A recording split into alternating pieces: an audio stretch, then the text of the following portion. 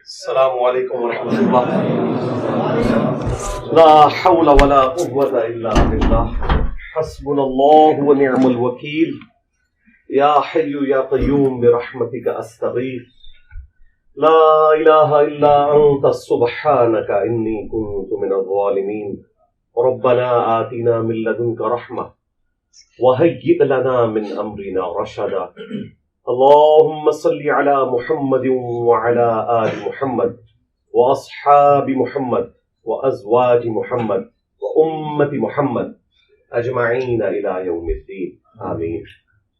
الحمد لله رب العالمين والصلاة والسلام على سيد الأنبياء والمرسلين وعلى آله وأصحابه وأزواجه وأمته أجمعين إلى يوم الدين. الحمدللہ آج 26 فروری 2023 کو سنڈے کے دن ہمارا یہ پبلک سیشن نمبر 83 منعقد ہونے جا رہا ہے. آپ کے یہ سوالات ریئل ٹائم پرچیوں کی شکل میں میرے پاس آ چکے ہیں. انہیں انشاءاللہ ہم بعد میں ڈسکس کریں گے. پہلے ایک کرنٹ افیئر کے طور پر کچھ عرصے سے ایک ایشو چل رہا ہے، میں چاہ رہا ہوں چلیں اس پہ بھی دو چار باتیں کر دوں.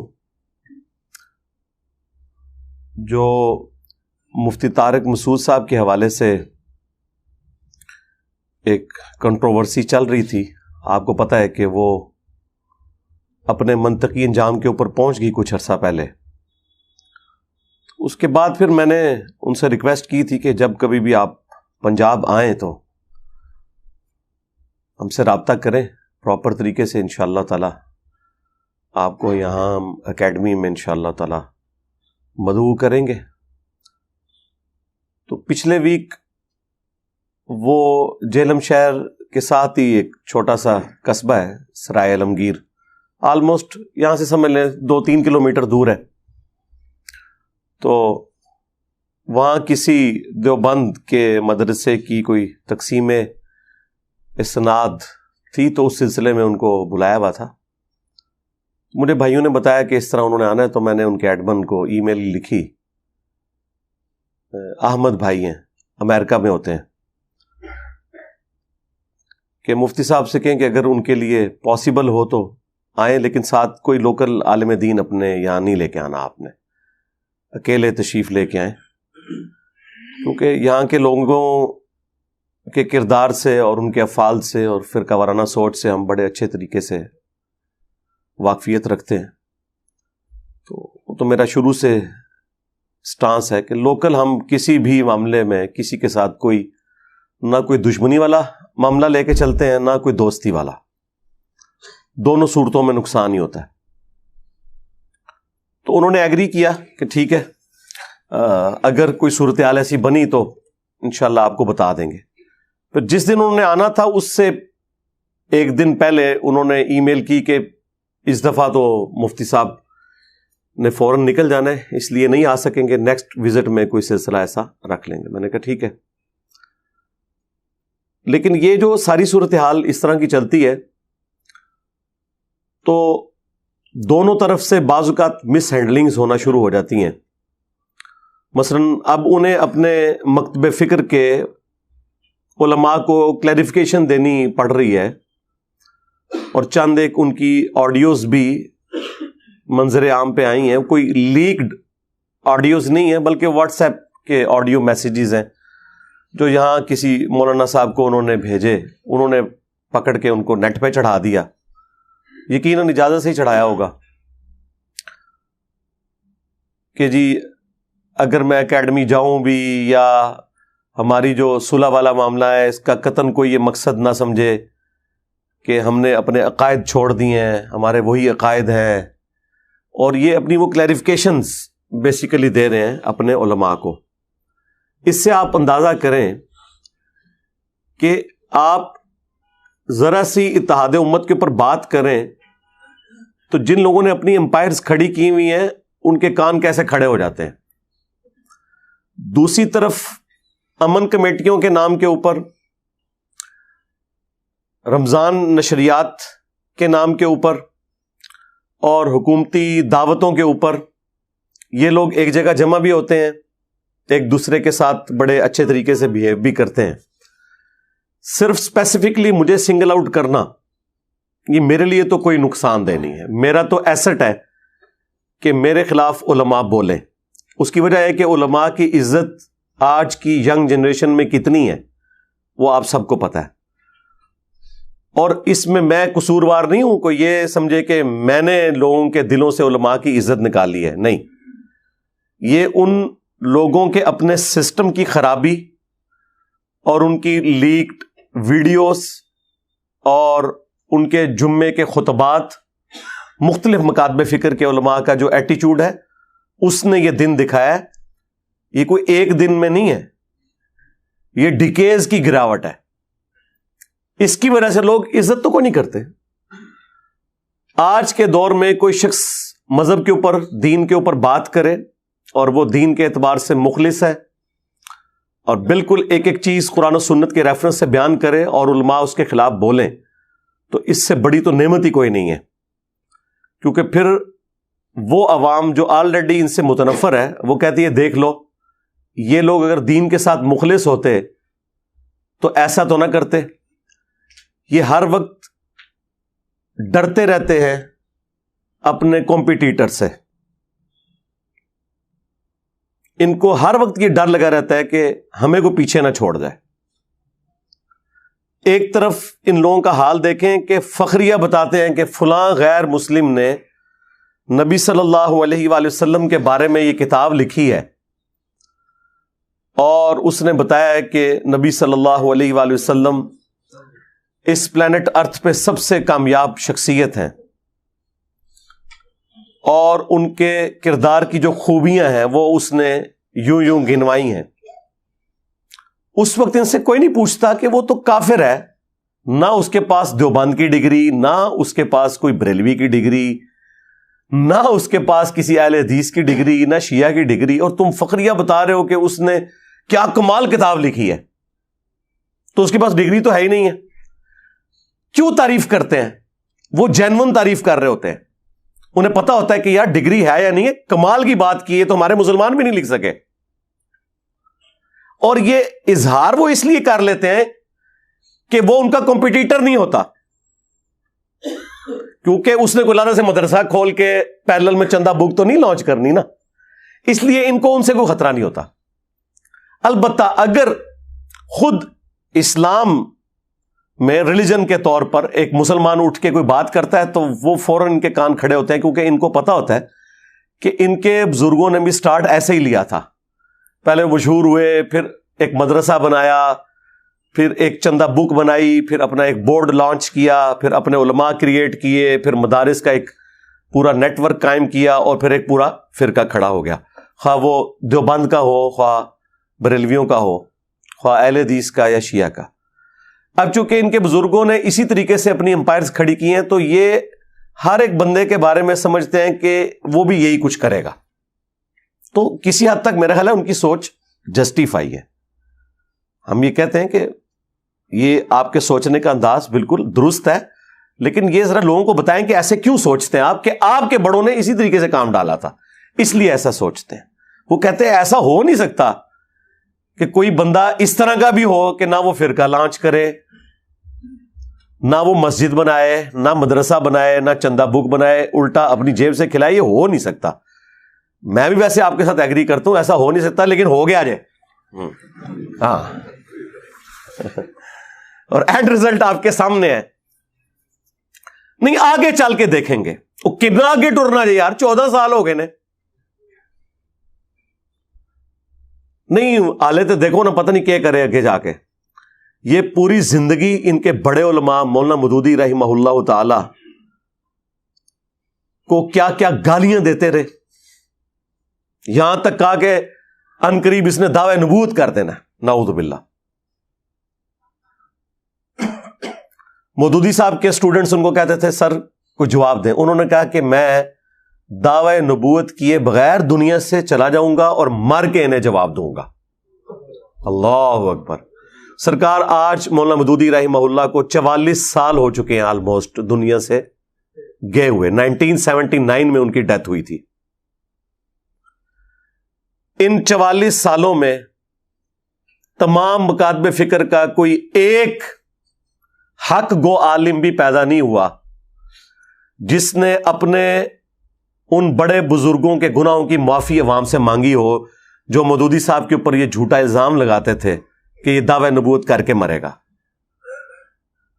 کم از کم اتنی حیا تو کر لیتے. توفیق ہی نہیں ہوئی, اللہ کی طرف سے توفیق نہیں ملی نا. یہ اس بات کا ثبوت ہے کہ اللہ تعالیٰ نے اس پورے کے پورے طبقے سے ہی اپنا ہاتھ اٹھا لیا ہوا ہے, ورنہ انہیں توفیق ملتی نا. اب تو پریکٹیکلی ثابت ہو گیا نا, لیکن نہیں. اور دوسری طرف مودودی صاحب کو اللہ نے کیا عزت دی ہے؟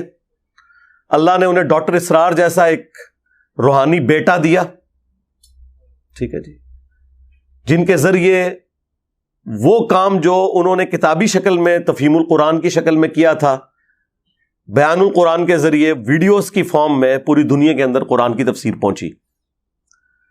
اللہ تعالیٰ نے انہیں ایک روحانی بیٹی دے دی جو ان کے جماعت کے ایک رکن سرگودا کے جو امیر تھے جماعت اسلامی کے, ان کی بیٹی ڈاکٹر فرد ہاشمی.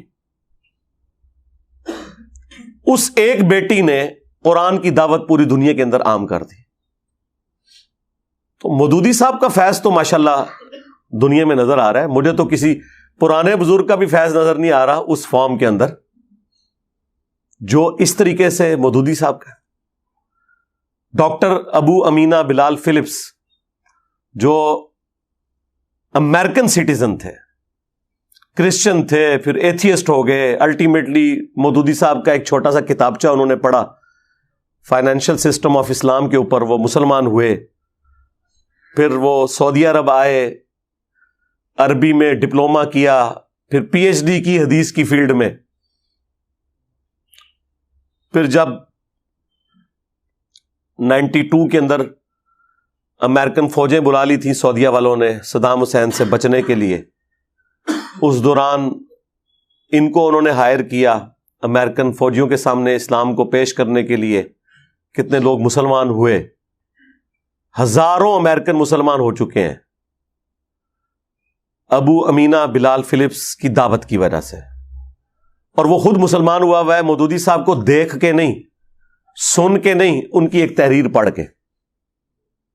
ٹھیک ہے, تو مجھے بتائیں وہ علماء جو اس وقت ان کو گالیاں دیا کرتے تھے آج انہیں معافی نہیں مانگنی چاہیے؟ مودودی صاحب کے اپنے بیٹے نے یہ بیان کیا ہے کہ مودودی صاحب اس مسجد میں جمعہ پڑھا کرتے تھے جس مولوی نے اپنے اوپر لازم کیا تھا کہ ہر جمعے کے خطبے میں اس نے مودودی صاحب کو تمام ادبی گالیاں دینی ہیں. حتیٰ کہ ایک خطبے میں تو اس نے یہاں تک کہہ دیا کہ یہ جو مودودی سامنے بیٹھا ہوا ہے نا, یہ مر جائے اور اس کی قبر کے اوپر جو گھاس اگے گی نا, اور کوئی بکری وہ گھاس بھی کھا لینا, اس بکری کا گوشت بھی حرام ہے. لا حول ولا قوت الا باللہ. اس لیول کا بغض اور زہر ایک مولوی کے اندر ہی ہو سکتا ہے. یقین کریں یہ کسی دنیا دار میں بھی نہیں ہوتا. کدھر اس کا دماغ جاتا ہے؟ تو وہ بیٹا کہتا ہے میں تو گھر آ کے ناراض ہوا. میں نے کہا جی اماں جان, نہ تو میں نے جمعہ وہاں پڑھنا ہے نہ ابا جی کو جانے دینا ہے. تو مودودی صاحب وہی ٹھنڈی طبیعت, انہوں نے کہا بیٹا اس سے کیا فرق پڑتا ہے. آج اس مولوی کا نام مجھے بھی نہیں پتا, ٹھیک ہے جی, نہ اس کی مسجد کا کوئی تعارف ہے. بس یہ مثال تھوڑی سخت ہے لیکن سمجھانے کے لیے کہ ابو جہل کا تعارف آج رسول اللہ کی وجہ سے ہے صلی اللہ علیہ وآلہ وسلم, اور اس مجہول یعنی ان نون مولوی کا تعارف مودودی صاحب کی وجہ سے ہے. اس سے زیادہ اس کی کوئی اہمیت نہیں ہے ہمارے لیے. That's all. کیا فرق پڑتا ہے؟ تو اس طرح کے جو جھوٹے الزامات لگاتے ہیں اپنے اوپر خود غور کیا کریں. جب یہ مجھے قادیانی کہہ رہے ہوتے ہیں تو انہیں شرم نہیں آتی ہے کہ جن کے بزرگوں نے اشرف علی رسول اللہ کلمے کو انڈورس کیا ہو, چشتی رسول اللہ کلمے کو پرنٹ کیا ہو, اس کو انڈورس کیا ہو, اور جو شخص ان غلطیوں کے اوپر بھی عوام الناس کو مطلع کرے اور ختم نبوت کے اوپر کام کرے, صرف اینٹی قادیانی کام نہ کرے, اس کے اوپر قادیانی ہونے کا الزام اور بڑے دبنگ انداز میں لگاتے ہیں اعتماد کے ساتھ. تو اس کا مجھے تو کوئی نقصان نہیں ہوا.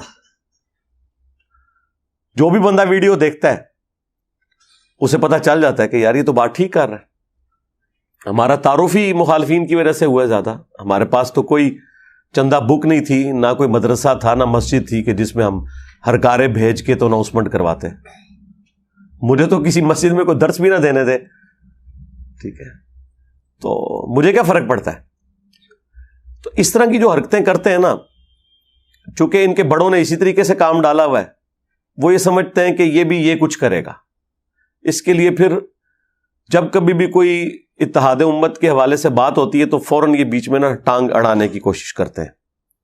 وہ اپنی عادت سے مجبور ہیں, یہ ان کے جینز کے اندر چیزیں گھس چکی ہوئی ہیں, کیونکہ انہیں پتہ ہے کہ ان کے بڑوں نے اسی طریقے سے اسٹارٹ لے کے تو اتنی بڑی بڑی امپائرز کھڑی کی ہیں اور آگے یہ سلسلہ ان کی آؤٹ لیٹس چل پڑی. اب ان کو یہ غم جاتا ہی نہیں ہے کہ یار یہ کیسے ہو جائے کہ ایک بندہ خود لگا رہا ہے لے کے نہیں کھا رہا کسی سے, یہ کیسے ہو گیا. یہ تو اس سسٹم میں کبھی ہوا ہی نہیں ہے. جی نیا فرقہ لانچ کر دیا, اچھا سرکار مان لیا نیا فرقہ لانچ کیا ہے, ذرا اس فرقے کی مسجد بتائیں کدھر ہے. نہیں جی مسجد تو کوئی نہیں ہے جی. اچھا کوئی مدرسہ, نہیں جی مدرسہ بھی کوئی نہیں ہے جی. کوئی چندہ بک, نہیں جی چندہ بک بھی کوئی نہیں. کوئی پیری مریدی کا سسٹم, نہیں وہ بھی کوئی نہیں ہے. تو یار یہی کچھ ہی ہوتا ہے نا یار کسی فرقے کو لانچ کرنے کے لیے. اچھا کوئی ٹیکسٹ بک جس میں یہ بتایا گیا ہو کہ باقی سارے فرقے جہنم میں جائیں گے اور یہ جنت میں جائے گا, نہیں وہ تو کہتا ہے سارے ہی جنت میں جائیں گے اپنے اپنے عذابات کو بھگت کے. اچھا اس نے کوئی فتویٰ دیا ہو کہ فلاں کے پیچھے نماز ہوتی ہے فلاں کے پیچھے نہیں وہ تو یہ کہتا ہے کہ ساروں کے پیچھے ہو جاتی ہے. تو ماموں پارٹی, ہاں اس سے بہتر کوئی ادبی طریقہ ہی نہیں ہے تمہیں مخاطب کرنے کا. اتنی باطل تعویلات وہی لوگ کر سکتے ہیں کہ جن کی نسبت ان لوگوں کے ساتھ ہو. تو ماموں پارٹی جب کوئی بھی نٹوریس چیز موجود نہیں اس بندے میں, پھر جان بوجھ کے اسے اسی کیٹیگری میں فال کروا رہے ہو جس گند کے اندر تمہارے بڑے رہے ہیں, تو شیم آن یو. اس سے زیادہ میں کیا کہوں گا. اور پھر دیکھیں آپس میں ان کا اتفاق اور اتحاد ہمارے اس پلیٹ فارم کی برکت سے کیسا ہوا ہے کہ کچھ عرصہ پہلے تو حسام الحرمین اور المحند اور البریلویہ ان کتابوں کو آپ دیکھیں یہ ایک دوسرے کو اسلام سے باہر نکالے ہوئے تھے. اعلیٰ حضرت نے لکھا کہ ان کے کفر میں شک کرنے والا بھی کافر ہے. حسام الحرمین میں دیوبند کے بارے میں, اہل حدیث کے بارے میں چوتھا فرقہ وہابیہ شیطانیہ. دیکھیں ذرا کیسے کیسے نام رکھتے ہیں. اور یہ بڑے اس شیطان لعین کے فالوور ہیں جس طرح کے روافظ شیطان اتاق کے فالوور ہیں. اور جواب میں المحند میں انہوں نے لکھا کہ احمد بریلوی ان کی جماعت ایک شیطانی لشکر ہے جو ہم پہ حملہ آور ہوا. اور وہابیوں کے بارے میں لکھا یہ خوارج کی ایک جماعت ہے. آج دیکھ لیں ایک دوسرے کو مفتی صاحب, علامہ صاحب, حافظہ اللہ, فلاں فلاں کہہ کے ایک دوسرے کے سٹیجز پہ جا رہے ہیں. یہ سارا کریڈٹ اگر کسی ناچیز کو جاتا ہے نا تو وہ میں ہوں. مجھ سے پہلے تو کبھی انہوں نے سوچا تھا, آپ نے سوچا تھا کہ دیوبند کو مدعو کیا جائے اہل حدیث کے سٹیجز سے. اہل حدیث تو دیوبند کو مشرک سمجھتے ہیں تقلید کی وجہ سے, اور دیوبندی بریلوی تو انہیں ملکہ وکٹوریہ کی پیداوار سمجھتے ہیں. آج ایک دوسرے کے چینلز پہ ویڈیوز شیئر ہوتی ہیں. تو یار یہ اتحاد امت تو ہم نے الحمدللہ انڈائریکٹلی کروا دیا. اب میں لاجیکلی بات کروں گا, ہمارے اس پلیٹ فارم میں کون سی ایسی خرابی ہے کہ جس کی انٹینسٹی تمہارے فرقوں کی گمراہیوں سے بڑھ کے ہو. کوئی ایک بات ایسی بتا دو. مثلا بریلویوں کو اگر مجھ سے کوئی شکایت ہے تو مجھے یہ بتائیں کہ میرے اندر کون سا ایسا جرم ہے جو دیوبند اور اہل حدیث سے بھی بڑھ گیا ہوا ہے. جس کی وجہ سے میں زیادہ مردود ہوں. میں تو تمہارے امام کو اعلی حضرت کہتا ہوں, انہوں نے کبھی اعلی حضرت کہا؟ یہ فرق دیکھا آپ نے؟ میں نے جب بھی کہا اعلی حضرت امام احمد رضا بریلوی صاحب کے بغیر میں نے بولا نہیں. تو پھر اب تمہیں مسئلہ کیا ہے؟ دیوبند کو کیا تکلیف ہے؟ میرے اندر کون سی ایسی خرابی موجود ہے جو بریلویوں سے بھی گئی گزری ہے؟ کوئی بتائیں. ریشو پروپورشن کے اعتبار سے, اور ریشو پروپورشن یہ ہوگی سب سے پہلے اللہ تعالی کی ذات, کہ اللہ کے ساتھ جو آپ کی کمٹمنٹ ہے عقیدہ توحید کے حوالے سے, اخلاص کے حوالے سے, وہ بتائیں اس میں کہاں آپ کو ہم میں ایسا نقص نظر آیا ہے تو ہم اپنی غلطی کی اصلاح کریں گے. کل تک تو اہل حدیث کہتے تھے کہ جی توحید جس کی ٹھیک ہے نا, باقی ساری چیزیں ٹالریٹ کریں گے. تو اہل حدیثوں سے میں پوچھوں گا کہ تمہاری توحید بھی اتنی مضبوط نہیں ہے جتنی ہماری اور ہمارے اسٹوڈنٹس کی ہے. آج ماموں کی محبت نے تمہیں اس طرح گمراہ کر دیا جس طرح کہ بنی اسرائیل کو بچڑے کی محبت نے کر دیا تھا اور انہیں پلا دی گئی تھی, اور وہ اس لیول پہ اتر آئے کہ سورۃ النساء میں اللہ تعالیٰ فرماتا ہے کہ یہ یہودی کہتے ہیں کہ مسلمانوں سے تو مشرکین عرب بہتر ہیں, حالانکہ یہودیوں کو پتا تھا کہ مشرکین عرب حضرت موسیٰ علیہ السلام کو نہیں مانتے, اور مسلمانوں کا تو ایمان ہی مکمل نہیں ہوتا موسیٰ علیہ السلام کے بغیر.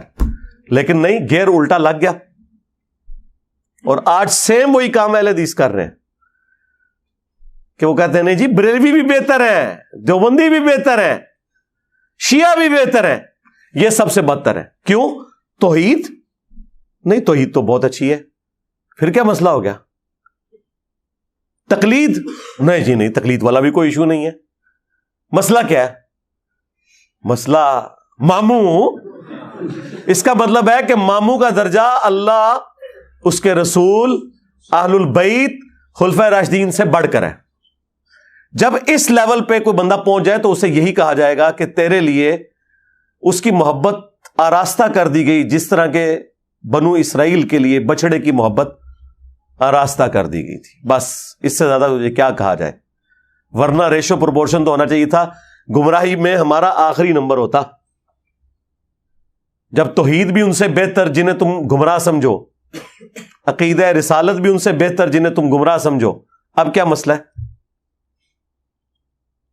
بریلویوں سے پوچھ لیں کہ یار کیا دیوبند اور اہل حدیث کے بزرگوں نے جو رسول اللہ کی شان میں گستاخیاں کی, کیا انجینئر صاحب ان گستاخیوں کو گستاخیاں نہیں کہتے؟ ہاں جی کہتے ہیں. تو کل تک تو تم کہتے تھے کہ جو شخص گستاخ رسول نہ ہو وہ ہمارا امام ہے. آج تمہیں کیا تکلیف ہے؟ کیا مسئلہ بن گیا؟ نہیں وہ ہمارے بابوں کو کہتا ہے. کیا کہتا ہے؟ اب یہ بتاتے ہوئے انہیں شرم آتی ہے. وہ کہتے ہیں نہیں, وہ کہتا ہے جو کوئی کتابیں بدل چکی ہیں. نہیں چھاڑ دو, انہیں بدل گئی نا کتاباں. کچھ سال پہلے تک مناظرے کر رہے سو. ہاں نہیں کتابوں میں تو لکھا ہوا ہے تو نکال دیا آپ نے. نہیں ہماری ذمہ داری نہیں ہے. آپ کی ذمہ داری صرف انجینئر صاحب کے خلاف وی لاگز بنانا ہے, ان پرنٹنگ پریس کے خلاف وی لاگز بنانا نہیں ہے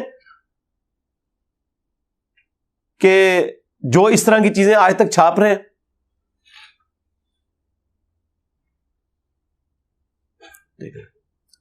اچھا یہ ساری باتیں میں کوئی کسی سے ہمدردی سمیٹنے کے لیے بالکل نہیں کرتا ہوں, اللہ کا شکر ہے. میری کبھی خواہش ہی نہیں ہے کہ علماء مجھ سے ہمدردی بھی کریں. یہ کوئی ایسی پازیٹیو ڈگری نہیں ہے جو مجھے چاہیے. میں صرف ان کی آخرت کے حوالے سے انہیں آر دلاتا ہوں کہ اب بھی آپ کے پاس ٹائم ہے, چھوڑ دیں. ٹھیک ہے, اس ضد کو چھوڑ دیں. اب یہ جو ڈیمیج ہونا تھا وہ ہو چکا. اب آپ کے سینے سے اگر یہ غم نہیں جا رہا کہ ہماری یہ صدیوں کی امپائرز کیوں اکھڑ گئیں, اس غم کی ریمیڈی اب ممکن نہیں ہے سوائے اس کے کہ آپ اپنی نسبت اس شخص کے ساتھ مضبوط کر لیں جس کی قبر مدینے میں ہے. صلی اللہ علیہ وآلہ وسلم. صلو علی محمد وآل محمد. اللہم صلی علی محمد وعلی آل محمد واصحاب محمد وازواج محمد اجمعین الی یوم الدین. آمین. اچھا جی، ریئل ٹائم اب آپ کی پرچیوں کا سلسلہ شروع کرتے ہیں. طبیعت بھی میری کافی ناساز ہے، لیکن یہ میں ناغہ کرنا نہیں چاہتا تھا. یہ تو ایک سلسلہ ایسا ہے جو چاہتے ہیں کہ چلتا رہے انشاءاللہ تعالی. نظر لگنے کے ڈر سے یہ کہنا کہ میرے پاس کچھ نہیں ہے گناہ ہے جی، جھوٹ ہے اور کیا ہے. مطلب یہ آپ نے کوئی ٹی وی پہ آ کے اناؤنسمنٹ کرنی ہے. اگر کوئی شخص آپ سے آ کے مانگتا ہے تو قرآن نے تو یہ کہا ہے کہ اگر آپ خود مفلس ہے، نہیں دے سکتے، تو کم از کم اچھے طریقے سے اس کو ٹریٹ کریں مانگنے والے کو. نبی علیہ السلام کو بھی حکم دیا گیا کہ آپ نے سائل کو جھڑکنا نہیں ہے. ایون اگر کوئی پروفیشنل بیگر بھی ہے نا، آپ نے اسے ڈانٹنا نہیں ہے. ڈانٹنے کی آپ کو اجازت نہیں ہے. یہ ضرور آپ کہہ سکتے ہیں کہ بھائی اللہ تعالیٰ آپ کی مصیبت آسان کرے، ٹھیک ہے، اتنی آپ دعا اسے ضرور دیں، لیکن ڈانٹنے کا حق آپ کو کس نے دیا ہے؟ یہ آپ کا حق ہے کہ آپ اپنی جیب ڈھیلی نہ کریں. ڈانٹنے کا حق تو کسی نے نہیں دیا. ہاں یہ کر سکتے ہیں کہ اگر وہ صحت مند ہے اور آپ کے پاس کوئی جاب اویلیبل ہے، کوئی مزدوری اویلیبل ہے، وہ اسے آفر دے سکتے ہیں، لیکن ڈانٹ نہیں سکتے. باقی یہ کہنا کہ میرے پاس کچھ نہیں ہے، یہ کہنے کی ضرورت نہیں ہے. نظر سے بچنے کے لیے آپ کو آپ کے نبی صلی اللہ علیہ وآلہ وسلم نے وظائف بتا دیے ہیں، صبح شام 3 دفعہ آخری 3 سورتیں. اس سے بہتر کوئی وظیفہ نہیں ہے. نظر سے بچنے کا، جنات سے بچنے کا، آسیب سے بچنے کا، شیاطین سے بچنے کا، جادو سے بچنے کا. صبح شام 3 دفعہ آخری 3 سورتیں. ہر نماز کے بعد بھی 1 دفعہ ہیں. ابو داؤد ترمذی کے اندر موجود ہے، اور بخاری مسلم میں آیا کہ رات کو سونے سے پہلے 3 دفعہ پڑھ کے اپنے جسم پہ پھونکنا. اور مسلم شریف میں تو یہاں تک آیا نبی علیہ السلام کہ گھر والوں میں جب کوئی بیمار ہو جاتا تو آخری 3 سورتیں پڑھ کے دم کیا کرتے تھے. اور یہ بہترین ہے نظر بد سے بچنے کے لیے. برصغیر میں دین اسلام کو پھیلانے میں اولیاء کرام اور بزرگان دین کا کوئی ہاتھ نہیں ہے. نہیں، کیوں نہیں ہے؟ بالکل ہے. یہ تو ان سے اختلاف ہی نہیں ہے کہ انہوں نے کلمہ پڑھایا یا نہیں پڑھایا. یہ تو اللہ تعالیٰ کی سنت ہے کہ فاسق سے بھی دین کا کام لے لیتا ہے. کسی کو کلمہ پڑھانا ہے، اس بات کا بالکل ثبوت نہیں ہے کہ یہ اس کی بزرگی کی علامت ہے. اب یہ ایبسولوٹ میں جملہ بولوں تو جن لوگوں کی عقیدت بزرگوں سے وابستہ ہے وہ تو کہیں گے یار دیکھو یہ کتنی بڑی عجیب بات کر رہا ہے. تو ابھی ان کو میں ٹیسٹر لگا کے چیک کر لیتا ہوں. ڈاکٹر ذاکر نائک نے سینکڑوں ہندوؤں کو کیمرے میں کلمہ پڑھایا ہے. تو کیا کوئی بریلوی ماننے کے لیے تیار ہے کہ ڈاکٹر ذاکر نائک بھی سلطان الہند ہے؟ آیا نہ داڑ تھلے. وہاں کیا کہیں گے؟ نہیں، وہ بخاری مسلم میں حدیث ہے کہ اللہ تعالیٰ فاسق سے بھی دین کا کام لے لیتا ہے. جی جی جی جی جی بالکل بالکل صحیح کہہ رہے. یعنی جو کرائٹیریا آپ نے اپنے لیے سیٹ کیا ہوا ہے، جب دوسرا کوئی شخص آتا ہے تو آپ اپنا وہ معیار ہی بدل لیتے ہیں. تو دلیل قرآن و سنت ہے. اس سے بھی بڑھ کر جرمنی میں کتنے جرمن ہیں جنہیں قادیانیوں نے کلمہ پڑھایا، اور سو کالڈ جو وہ اسلام سمجھتے ہیں اس اسلام میں انہوں نے داخل کیا. تو یہ لوگ مان لیں گے؟ نہیں. تو یہاں پہ حنفی صوفی بزرگوں نے حنفیت پھیلائی اسلام کے اندر ایک فرقے کے طور پر. بالکل اس میں کون سے شک والی بات ہے.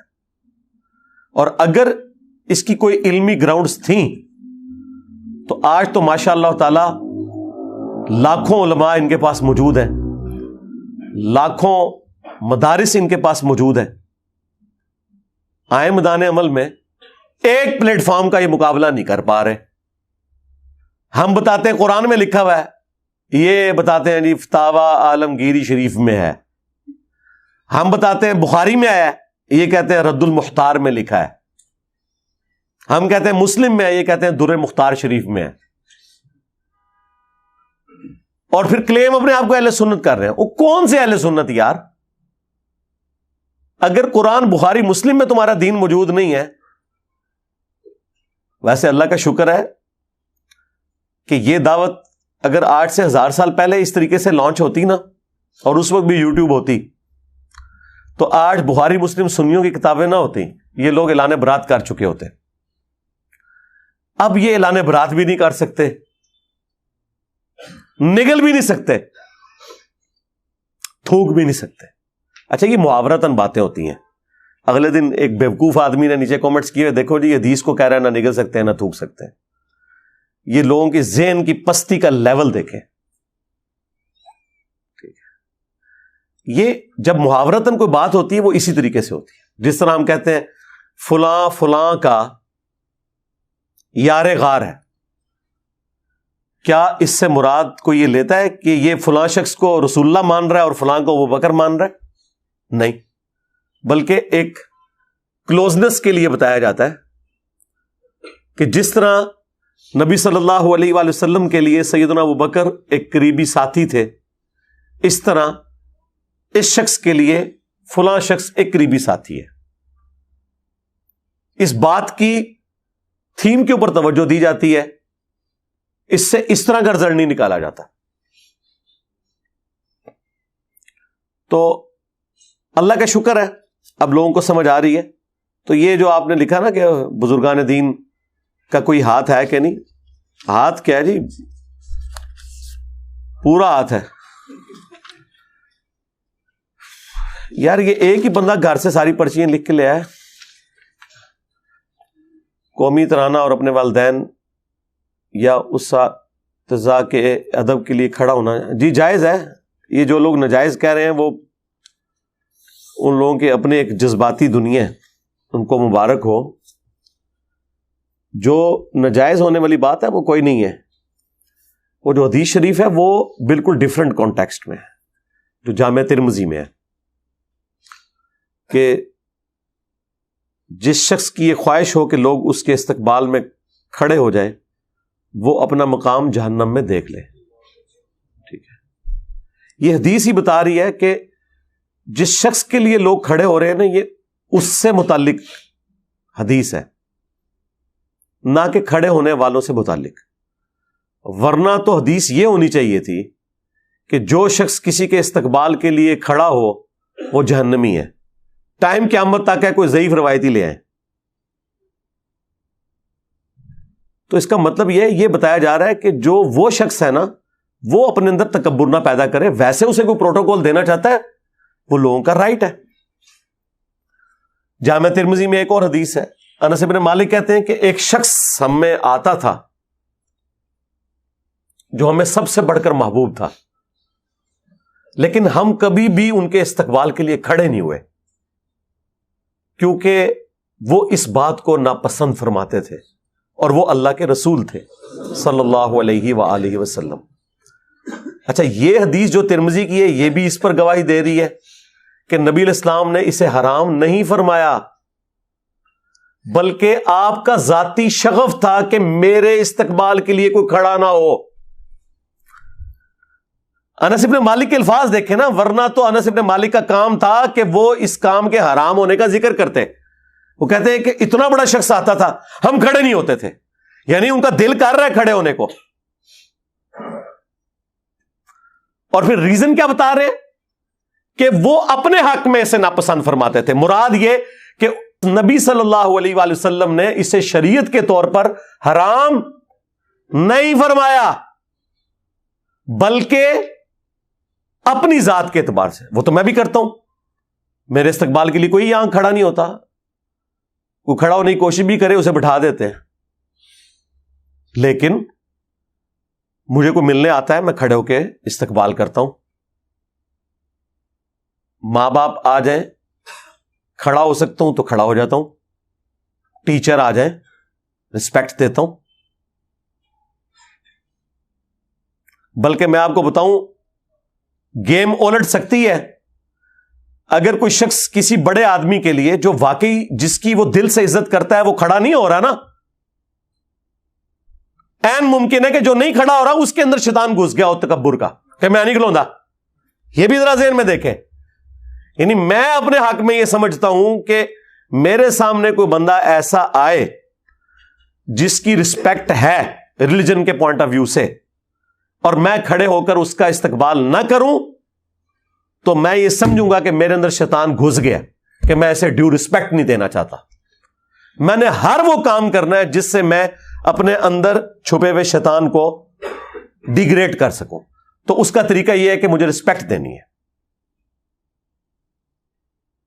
غامدی صاحب کے آئے داماد حسن الیاس بھائی، نہ صرف میں نے کھڑے ہو کے انہیں ریسیو کیا بلکہ اپنی جو مین چیئر تھی اس کے اوپر ان کو بٹھایا، خود سائڈ پہ بیٹھا.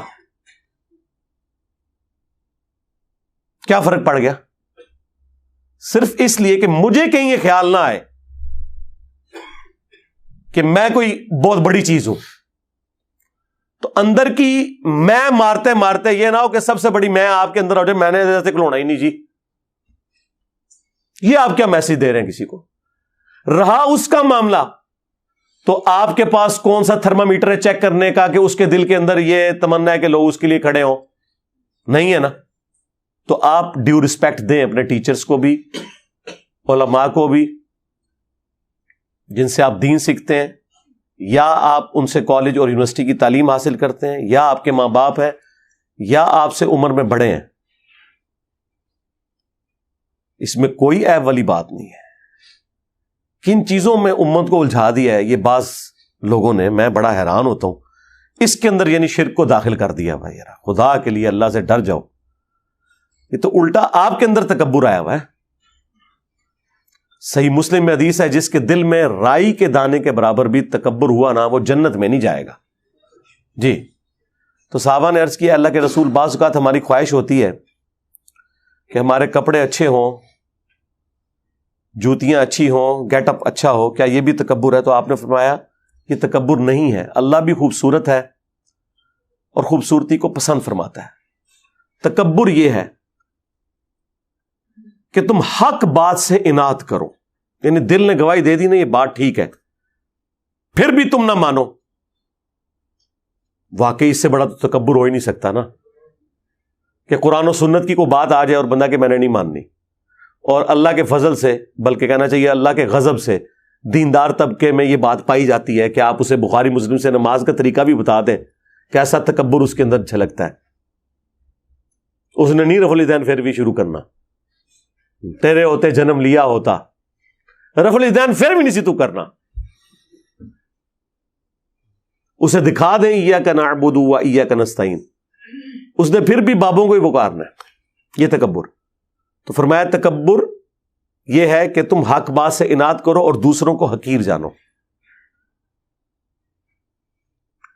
دوسروں کو حقیر جاننے میں تو یہ ہو سکتا ہے نا کہ جب آپ کسی کو پروٹوکول نہ دیں تو ایک لمحے کے لیے آپ کے دل میں یہ گمان آ جائے کہ میں اسے بہتر ہوں، بس گئے تو اسی اس گل نو لے کے بیٹھے رہو، تعظیم کے لیے کھڑا نہیں ہونا چاہیے. تو گیا، تیرے اندر شیطان وڑ گیا جڑا نہیں کھلوتا، تو کھلو جائے گا تو ایمان بچا لے گا. اور وہ تو مسئلہ ہی تیرا جعلی ہے نا کہ تعظیم کے لیے کھڑا نہیں ہوا جا سکتا. تو نے تعظیم کے لیے کھڑے نہ ہو کے اپنے اندر بیٹھے ہوئے شیطان کو ایکسپوز کر لیا ہے کہ سب سے بڑا شیطان تو ہے. تیرے اندر اتنا تکبر ہے کہ تو کسی کو اتنا پروٹوکول دینے کے لیے تیار نہیں. دوسری طرف تو آپ کو بتاتے ہیں کہ سیدہ فاطمہ جب آتی ہیں حضور کھڑے ہو جاتے ہیں ان کے استقبال کے لیے، چادر بچھا دیتے، مرحبا پیاری بیٹی، بوسہ دیتے، سب کچھ. یار یہ نارمز ہوتی ہیں.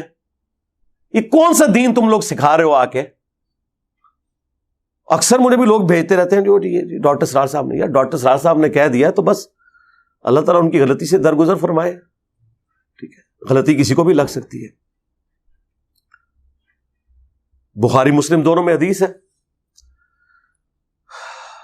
سعد ابن معاذ رضی اللہ تعالیٰ عنہ اوس کے سردار تھے. یہ دو ڈومیننٹ بندے ہیں سعد نام کے انصار مدینہ میں سے، سعد ابن معاذ اور سعد ابن عبادہ. سعد ابن معاذ اوس کے سردار اور سعد ابن عبادہ خزرج کے سردار. ان دونوں کی وجہ سے ہی اسلام پھر پھیلا ہے. تو سعد ابن معاذ کو غزوہ خندق کے موقع پر ایک تیر لگا ان کے گھٹنے میں. زخم لگ گیا ان کو. پھر انہوں نے دعا بھی کی تھی کہ اے اللہ اگر مشرکین عرب سے کوئی جنگ اب باقی نہیں ہے نا نبی علیہ السلام کی، اور عرب کی سرزمین میں آپ کا غلبہ ہو چکا، تو اسی زخم سے مجھے شہادت کی موت دے دینا. اور وہ ان کا زخم پھر دوبارہ سے کھل گیا اور وہ شہید ہو گئے اس میں. کیونکہ خندق کے موقع پر ہی بخاری میں آتا ہے حضور نے یہ کہہ دیا تھا کہ یہ آخری دفعہ مشرکین عرب آئے ہیں اب یہاں، اب تم ان پہ چڑھائی کرو گے. اور وہی ہوا کہ دیکھیں نا، اس سے پہلے وہ بدر میں آئے، احد میں آئے، خندق میں آئے، لیکن اس کے بعد نبی علیہ السلام ہی گئے. پہلی دفعہ تو صلح حدیبیہ ہو گئی اور اس کے بعد پھر فتح مکہ ہوئی. تو اب جب ان کے گھٹنے پہ تیر لگا ہوا تھا، بنو قریظہ کا فیصلہ کر کے وہ جب واپس آئے، وہ اپنے گدھے پہ سوار تھے، تو نبی علیہ السلام نے ان کے قبیلے کے لوگوں سے فرمایا قوموا الی سیدکم، اپنے سردار کی طرف کھڑے ہو جاؤ. تو وہ کہتے ہیں کہ جی اس سے مراد کو استقبال کے لیے کھڑا ہونا نہیں تھا، وہ اس لیے تھا کہ تاکہ انہیں زخمی حالت میں گدھے سے نیچے اتارا جاتا، ورنہ نبی علیہ السلام کہتے قوموا لسیدکم، اپنے سردار کے لیے کھڑے ہو جاؤ. یہ تو تھا اپنے سردار کی طرف کھڑے ہو جاؤ. یار نبی علیہ السلام کیٹاگوریکل سٹیٹمنٹ دے رہے ہیں. اگر ان کو اتارنا ہوتا تو حضور 2 بندوں کی ڈیوٹی لگاتے، پورے قبیلے کو کہتے. ایک بندے کو گدھے سے اتارنے کے لیے پورے قبیلے کو کہا جا رہا ہے کہ اپنے سردار کی طرف کھڑے ہو جاؤ. ایک پروٹوکول کے لیے اتارنا بھی مقصود تھا، لیکن ایک پروٹوکول دینا بھی رہا. خود نبی علیہ السلام، میں نے آپ کو پہلے بتایا، آپ کی اپنی ذاتی پسند ناپسند اپنی جگہ، لیکن نبی علیہ السلام نے کبھی اس طرح کے معاملات امت کے اوپر امپوز نہیں کیے جو آپ کی ذاتی شخصیت سے متعلق ہوتے تھے. یہ 2 الگ چیزیں ہیں. تو یہ حدیث واضح ثبوت ہے. پھر قرآن میں بھی آیا کہ اپنے کندھے عاجزی کے ساتھ جھکا کے رکھو اپنے ماں باپ کے سامنے، یعنی اکڑ کے نہیں رہنا. حد رکوع اگر نہ جھکا جائے تو آپ اپنا سر بھی یوں جھکا سکتے ہیں، ٹو باؤ ڈاؤن کسی کے سامنے رسپیکٹ کے طور پر. ایک آپ کے والد یا والدہ آئی ہیں، انہوں نے آپ کے سر پہ ہاتھ پھیرنا ہے، تو آپ یوں ایسے ہو سکتے ہیں، جھک سکتے ہیں ان کے سامنے. اس میں کیا مسئلہ ہے؟ ہاتھ بھی چوم سکتے ہیں، لیکن اس میں آپ نے حد رکوع پھر بھی نہیں جھکنا. ہاتھ آپ اٹھائیں اور چومیں، اتنا جھک لیں کہ آپ کے ہاتھ گھٹنوں تک نہ جائے، یعنی حد رکوع نہ ہو. میں نے غامدی صاحب کے ہاتھ چومے تھے، وہ لوگوں نے بڑی نیچے، علماء نے بھی اعتراض کرنے شروع کر دیے، دیکھو جی ہمارے علماء کی تو رسپیکٹ نہیں کرتا، اور ادھر دیکھو یہ کر رہا ہے. یہ رہا آپ کے بھی علماء کے اس وقت بھی چومتے رہے، اب بھی چومتے ہیں اللہ کے فضل سے. اگر چومنے سے آپ لوگ خوش ہوتے ہیں نا، میرے وہ استاد جنہوں نے مجھے بچپن میں قرآن پڑھایا ہوا نا، ابھی بھی کٹر بریلوی مجھ سے نفرت کرتے ہیں، وہ ابھی بھی آتے ہیں، میں ان کے ہاتھ چومتا ہوں اسی طریقے سے. مجھے کیا فرق پڑتا ہے یار؟ رسپیکٹ اپنی جگہ آپ نے دینی ہے، ٹھیک ہے. جس سے آپ نے کچھ بھی علم حاصل کیا، آپ نے اسے ڈیو رسپیکٹ دینی ہے. صحابہ کرام نبی علیہ السلام کے مبارک ہاتھوں کو چومتے تھے، بلکہ وہ ترمذی میں اور ابو داؤد میں تو حدیث ہے، وہ چند یہودی آئے تھے، انہوں نے تو نبی علیہ السلام کے پاؤں مبارک بھی چومے تھے. لیکن یہ پاؤں والا پروٹوکول صرف نبی علیہ السلام کا ہے. ہاں یہ ذہن میں رکھیے گا، ہم پاؤں چومنے کے کسی کے حق میں بھی قائل نہیں ہے سوائے رسول اللہ صلی اللہ علیہ وآلہ وسلم کے. البتہ ہاتھ چومنا وہ آپ کسی بھی رسپیکٹیبل پرسنالٹی کے ہاتھ چومیں بغیر رکوع تک جھکے ہوئے، ہاتھوں کو بلند کریں اور چومیں. اس کے ثبوت میں وہ حدیث موجود ہے الادب المفرد کے اندر. امام بخاری نے الگ سے آداب کے اوپر ایک کتاب لکھی ہے الادب المفرد. اس میں وہ لے کے آئیں کہ سلمہ ابن اکوا رضی اللہ تعالیٰ عنہ جو درجنوں میل تک پیدل دوڑ سکتے تھے، اور نبی علیہ السلام نے کہا تھا کہ ہمارے پیادوں میں سلمہ بن اکوا سے بہتر شخص کوئی نہیں ہے. جس طرح وہ آج کل آپ وہ ریڈ انڈینز کو یا افریقنز کو دیکھتے ہیں نا، تھکتے ہی نہیں ہیں، صحابہ کرام میں سلمہ ابن اکوا تھے، یہ اکیلے بھاگ کے گئے تھے اور نبی الاسلام کے اونٹ چھڑوا کے لے آئے تھے. بخاری میں آتا ہے وہ جو چند قبیلے کے لوگوں نے حضور کے وہ اونٹ ہانک کے لے گئے تھے. تو ان کو 2 تابعین ملنے کے لیے آئے. بس گفتگو شروع ہوئی تو سلمہ ابن اکوا نے کہا کہ یہ میرے ہاتھ ہیں جن سے میں نے حضور کے ہاتھوں پر بیعت کی ہوئی ہے. بس یہ بات کرنی تھی نا، وہ تابعین ایک دم کھڑے ہوئے اور انہوں نے ان کے ہاتھوں کو پکڑ کے بوسہ دیا. یہ حدیث الادب المفرد کے اندر موجود ہے. اور اس سے یہ بھی ثابت ہوا کہ سلمہ ابن اکوا نے اپنے دونوں ہاتھوں کا ذکر کیا کہ حضور کے ساتھ انہوں نے اس سے مصافحہ اور بیعت کی. اور دوسرا تابعین نے حضور کی نسبت کی وجہ سے اس صحابی کے ہاتھوں کو چوما کہ یہ وہ ہاتھ ہیں جنہوں نے ہمارے نبی کے ہاتھوں میں ہاتھ دیا ہوا ہے. ویسے تو امام بخاری صحیح بخاری میں بھی لے کے آئے ہیں کہ ابن مسعود کہتے ہیں کہ نبی الاسلام نے اپنے دونوں مبارک ہاتھوں میں میرا ہاتھ لے کے مجھے تشہد تعلیم فرمایا تھا، التحیات للہ والصلوات والطیبات. اس پہ امام بخاری نے باب باندھا ہے 2 ہاتھ سے مصافحہ کا مشروع ہونا. امام بخاری نے اسے ثابت کیا ہے کہ نبی الاسلام سے یہ اصلاً ثابت ہو گیا کہ آپ نے ایک صحابی کے ہاتھ کو اپنے دونوں ہاتھوں میں لیا. اب یہ جب ہم اہل حدیث کو بتاتے ہیں کہ یار یہ تو بخاری میں لکھا ہوا ہے، اوپر امام بخاری نے اس سے رزلٹ بھی نکالا ہے، ایون اوپر چیپٹر کی ہیڈنگ میں وہ لے کے بھی آئے ہیں اسلاف کے بارے میں کہ وہ 2 ہاتھ سے مصافحہ کرتے تھے. اب لیکن چونکہ اب انہوں نے ایک ضد بنائی ہوئی ہے، وہ کہتے ہیں یہ امام بخاری کا اپنا فہم ہے، ہم نہیں مانتے. تو پھر میں نے انہیں الادب المفرد سے یہ حدیث پیش کی تھی موقوفاً سلمہ ابن اکوا والی کہ یار یہ تو ثابت ہے. کہتے نہیں جی وہ ابن مسعود کا تو 1 ہاتھ تھا اور حضور کے 2 ہاتھ تھے. شرم کرو یار، تم امیجن کر سکتے ہو کہ اللہ کے نبی کسی کا ہاتھ پکڑیں اپنے دونوں ہاتھوں سے اور وہ اتنا متکبر ہو کہ اس نے دوسرا ہاتھ سائڈ پہ رکھا ہوا ہو؟ یہ ہو ہی نہیں سکتا.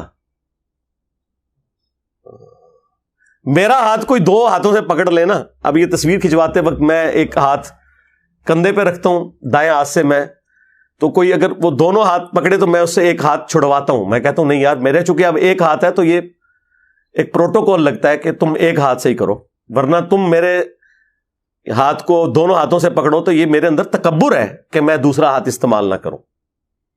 تو میں پھر وہ دوسرا ہاتھ ہٹوا دیتا ہوں. ہاں جب کبھی آمنے سامنے ملاقات ہو میں 2 ہاتھ سے ہی سلام لیتا ہوں آخری درجے تک. یہ بھی تو تکبر ہے کہ ایک بندہ آپ سے 2 ہاتھ سے سلام لے رہا ہے اور آپ اس کے آگے 1 ہاتھ کر رہے ہیں. یا نہیں آپ کو تکبر نظر آتا؟ اصل چیز یہ ہے کہ تکبر کس چیز میں ہے. اگر کسی چیز میں اصلاً تکبر ہے نا اس سے آپ نے بچنا ہے. ہو سکتا ہے آپ تعظیم میں نہ کھڑے ہوں، اس میں آپ کے اندر تکبر گھسا ہو. اگلے کو تو بچا رہے ہیں، خود اپنا بیڑا غرق کر رہے ہیں. ٹھیک ہے، آپ اپنی فکر کریں، اگلے کو چھوڑیں، اگلے نے اپنا فیصلہ خود کرنا ہے، وہ آپ نے نہیں کسی کا فیصلہ کرنا. یہ ذہن میں رکھیے گا. میں علماء کو کہتا ہوں زرق برق لباس نہ پہنے، لیکن میں نے اسپیسیفکلی کبھی کسی عالم دین کا نام لے کے یہ نہیں کہا کہ یہ ابو داؤد کی حدیث ہے جس نے دنیا میں شہرت کا لباس پہنا اللہ تعالیٰ قیامت کے دن اسے ذلت کا لباس پہنائے گا. ہم یہ جنرل تو بات کریں گے لیکن اسپیسیفکلی کسی کے اوپر فٹ کیسے کر دیں؟ ترغیب ہی دلا سکتے ہیں کہ ترمذی میں حدیث ہے جس نے دنیا میں استطاعت کے باوجود اچھا لباس ترک کر دیا اور سادہ لباس پہنا، اللہ تعالیٰ پبلکلی قیامت کے دن اسے جنتی حلہ پہنائے گا کہ اس نے میری وجہ سے دنیا میں سادگی اختیار کی تھی. تو ہم یہ ترغیب تو دلا سکتے ہیں، لیکن ہم لوگوں کو یہ تو نہیں کہہ سکتے کہ اگر کسی نے مہنگا لباس پہنا تو وہ اتار دے یا وہ تکبر کر رہا ہے. معاذ اللہ، ہم کیوں ایسے کسی کے بارے میں بدگمانی کریں؟ ترغیب دلائیں گے، اس کا اور اللہ کا معاملہ ہے. ہمارا کام صرف قرآن و سنت کی روشنی میں سچ بات، حق بات پہنچانا ہے. مانتا ہے مانے، نہیں مانتا نہ مانے. تو یہ بات شروع ہوئی تھی وہ تعظیم کے لیے کھڑے ہونے تو 2-4 باتیں جو میرے دماغ میں ہی میں نے کر دی تاکہ یہ فتنہ بھی دب جائے. خام خواہ ان چھوٹی چھوٹی چیزوں کو اس حوالے سے مصیبت بنایا ہوا ہے. یہ آپ نے اپلائی کرنا ہے نا اپنے اوپر کریں, کسی کے اوپر نہ اپلائی کروائیں. یعنی آپ اپنے لیے نہ کسی کو کھڑے ہونے دیں, لیکن کسی کو یہ کیوں کہتے ہیں کہ آپ فلاں فلاں کے لیے نہ کھڑے ہو؟ یہ کون سا دین ہے یار؟ اپنی طرف سے آپ نے اپنی خواہشات کو دین کا نام دیا ہوا ہے, یہ کام چھوڑ دیں. اور جو احادیث آپ پیش کرتے ہیں وہ بالکل ان کا کوئی لینا دینا نہیں ان معاملات کے ساتھ. وہ میں نے ساری احادیث خود ایکسپلین کر دی ہیں اور بارہا کر چکا ہوں, اور الحمدللہ میں اپنے اوپر عامل ہوں کہ میں اپنے استقبال کے لیے کسی کو کھڑا نہیں ہونے دیتا. الحمدللہ. صلوا علی محمد وآل محمد. اللہم صلی علی محمد وعلی آل محمد واصحاب محمد وازواج محمد اجمعین الی یوم الدین. میں ایسی مسجد میں نماز پڑھتا ہوں جس میں مسجد کے باہر قبلہ کی طرف پرانی قبریں ہیں, لیکن قبریں اور مسجد کے درمیان بڑی دیوار ہے. نماز درست ہے, 100% درست ہے, کوئی مسئلہ نہیں ہے, ستھرا ہو گیا نا. مسجد کے اندر بھی اگر قبر ہے نا, خدا نخواستہ زمانے جاہلیت کی بنی ہوئی, نماز بہرحال درست ہوگی اگر اس کے ارد گرد باؤنڈری بنی ہوئی ہے. البتہ اگر ڈائریکٹ سامنے آپ کے قبر ہے تو وہ صحیح مسلم حدیث ہے, نبی علیہ السلام نے قبروں کے رخ نماز پڑھنے سے منع فرمایا. بخاری مسلم میں تو آیا کہ قبر کے اوپر بھی نماز پڑھنے سے منع فرمایا, سامنے بھی ہو. البتہ اگر وہ باؤنڈری بن گئی ہوئی ہے, بعض اوقات وہ مزارات کے اوپر مسجدیں ہیں, پھر توسیع کے دوران ایسا ہو گیا ہوا ہے, اب ظاہر ہے کہ وہ اکھاڑنے سے بھی رہے تو ہو جائے گی. اور ثبوت اس کا یہ ہے کہ خانہ کعبہ شریف کے اس بلاک کے اندر کتنے سال تک, آلموسٹ آپ سمجھ لیں 20-22 سال تک, نبی علیہ السلام کی مبارک زندگی میں آپ دیکھ لیں, 13 سال مکی اور آلموسٹ 8 سال مدنی, 21 سال تک تو بت رہے ہیں نا فتح مکہ تک. اور نبی علیہ السلام اسی خانہ کعبہ کی طرف رخ کر کے نماز پڑھتے تھے, ایون مطاف کے اندر بھی. تو یہ تو نہیں کہ آپ بتوں کی طرف رخ کر کے نماز پڑھ رہے ہیں, بت تو اندر رکھے ہوئے تھے, وہ کعبے کی دیوار اس کا سترا بن جاتی تھی. تو اس طرح مزارات والا معاملہ اب ایک مجبوراً ایک چل رہا ہے. ویسے تو قبر نہیں ہونی چاہیے مسجد کے اندر, تو یہ تو باؤنڈری کے باہر ہے, اس کے لیے تو ویسا بھی کوئی مسئلہ نہیں. واقعہ کربلا کے بارے میں اصل حقائق ہم سے کیوں چھپائے جاتے ہیں؟ یار کربلا تو چھوٹی چیز ہے, توحید ہی آپ سے چھپائی گئی ہے جو اس کائنات کی پیدائش کا مقصد ہے. اگر اس کائنات میں کوئی چیز نہیں چھپائی جانی چاہیے تھی وہ توحید تھی. اسی لیے دیکھیں, توحید میں جس نے کرپشن کی ہے, جو شرک کے اندر مبتلا ہے, اس کی سزا ہمیشہ کی جہنم ہے. یہ اکثر لوگ پوچھتے بھی ہیں کہ جرم تو 60 سال کا, سزا ہمیشہ کی جہنم. بھائی اس لیے کہ یہ سزا جو ہے یہ جرم کی انٹینسٹی کی وجہ سے دی جا رہی ہے, نہ کہ اس وجہ سے کہ وہ کتنی دیر کے لیے کیا گیا. شرک اگر ایک دفعہ بھی کسی نے کیا اور بغیر توبہ کے مرا ہے, اس کے لیے ہمیشہ کی جہنم ہے, کیونکہ شرک سے بڑا کوئی گناہ نہیں ہے. لیکن توبہ اتنی بڑی چیز ہے کہ سورۃ الفرقان کی آیت نمبر 70 میں آیا ہے کہ اگر کوئی شخص شرک سے بھی توبہ کر لے, ہم اس کے گناہوں کو بھی نیکیوں سے بدل دیں گے. کتنی بڑی بات ہے. یہ اس صورت میں ہے کہ جب کوئی بغیر توبہ کے مرے تو ہمیشہ کی جہنم ہے. تو جب توحید کے اندر کرپشن لوگوں نے کر دی تو کربلا تو بہت چھوٹی چیز ہے اس کے مقابلے میں. تو اوورآل یہ وہی خرابیاں جو علماء یہود میں بھی رہیں. آج کل علماء حضرت امام حسین کے بارے میں غلط بیانی سے کیوں کام لیتے ہیں؟ ظاہر ہے وہ صدیوں سے ایک گراوٹ چل رہی ہے نا. بہرحال اب رونے کی بجائے ہم لوگوں کو سچ بات بتائیں. ہم نے بتا دی ہے, دیکھ لیں. اب تو ماشاءاللہ دیوبند اور اہل حدیث کی مساجد میں بھی لکھا ہوتا ہے صحابہ اور اہل بیت کانفرنس. اہل بیت کا لفظی اہل حدیث اور دیوبند کی عوام کو پتہ ہی نہیں تھا کہ اہل بیت بھی کوئی ٹرم ہوتی ہے. سمجھ آئی؟ جس طرح دنیا میں کئی ایسی گیمز ہیں جو اولمپکس میں کھیلی جاتی ہیں, عام بندوں کو تو کرکٹ, ہاکی اور اس طرح کی چیزوں کا پتہ ہے. وہ جب اولمپک کو دیکھتے ہیں کہتے ہیں اچھا ایوی گیم ہوندی ہے. اس طرح دیوبند اور اہل حدیث کو پتہ ہی نہیں تھا کہ اہل بیت بھی ہوندا ہے. دروشی پڑھتے سن اللہم صلی علی محمد وعلی آل محمد. تو اب دیکھیں ہمارے اس پلیٹ فارم کی برکت سے پہلے یہ عظمت صحابہ کانفرنس کرتے تھے. آپ پتہ کیا لکھا ہوتا ہے؟ عظمت صحابہ و اہل بیت کانفرنس. اگرچہ بیچ میں بیان جو ہے وہ ماموں ہی ہوتا ہے, نہ صحابہ کی عظمت بیان ہوتی ہے نہ اہل بیت کی, یہ لالا بات ہے. لیکن یار پہلا سٹیپ تو میں نے طے کروایا, اور یہاں تو وابیوں نے اشتہار چھاپا نا, تو اس میں انہوں نے لکھا صحابہ و اہل بیت علیہم السلام. لاہور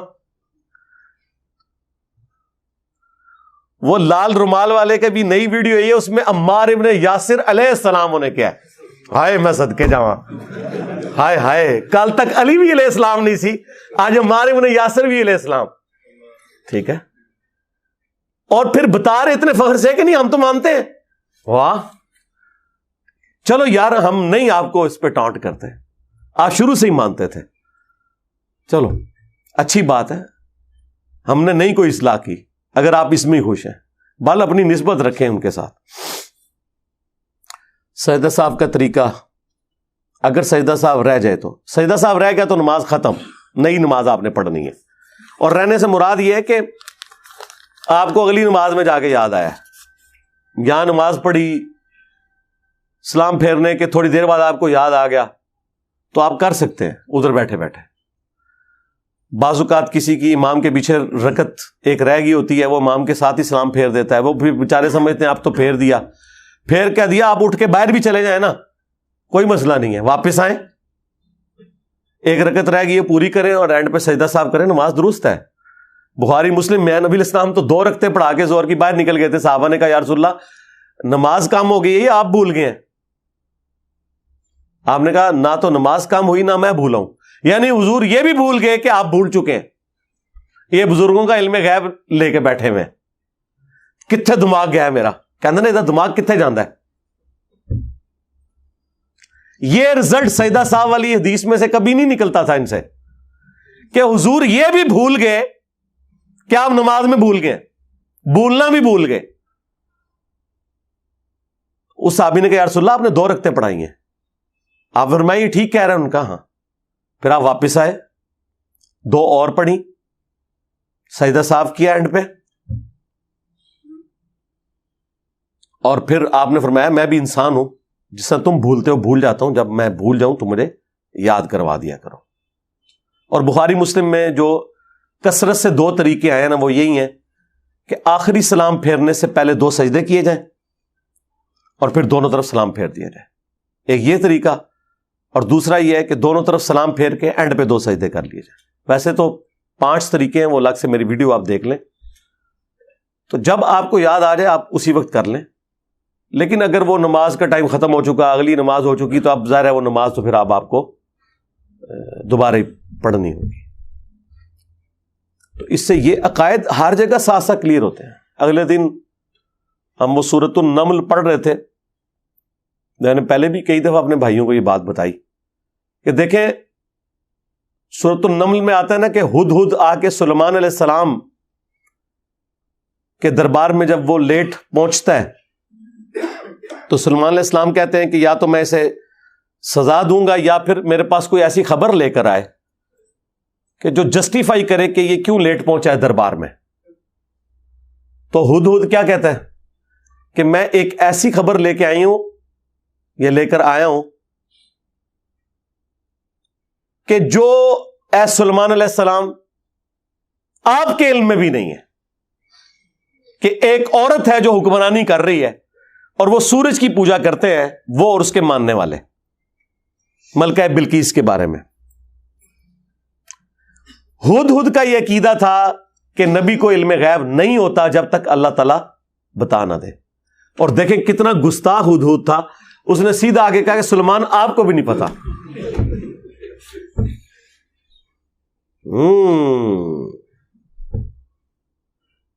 پورا قرآن گستاخی سے بھرا پڑا ہوا ہے, اگر یہ لوگ جو عقیدے انہوں نے کلیم کیے ہوئے,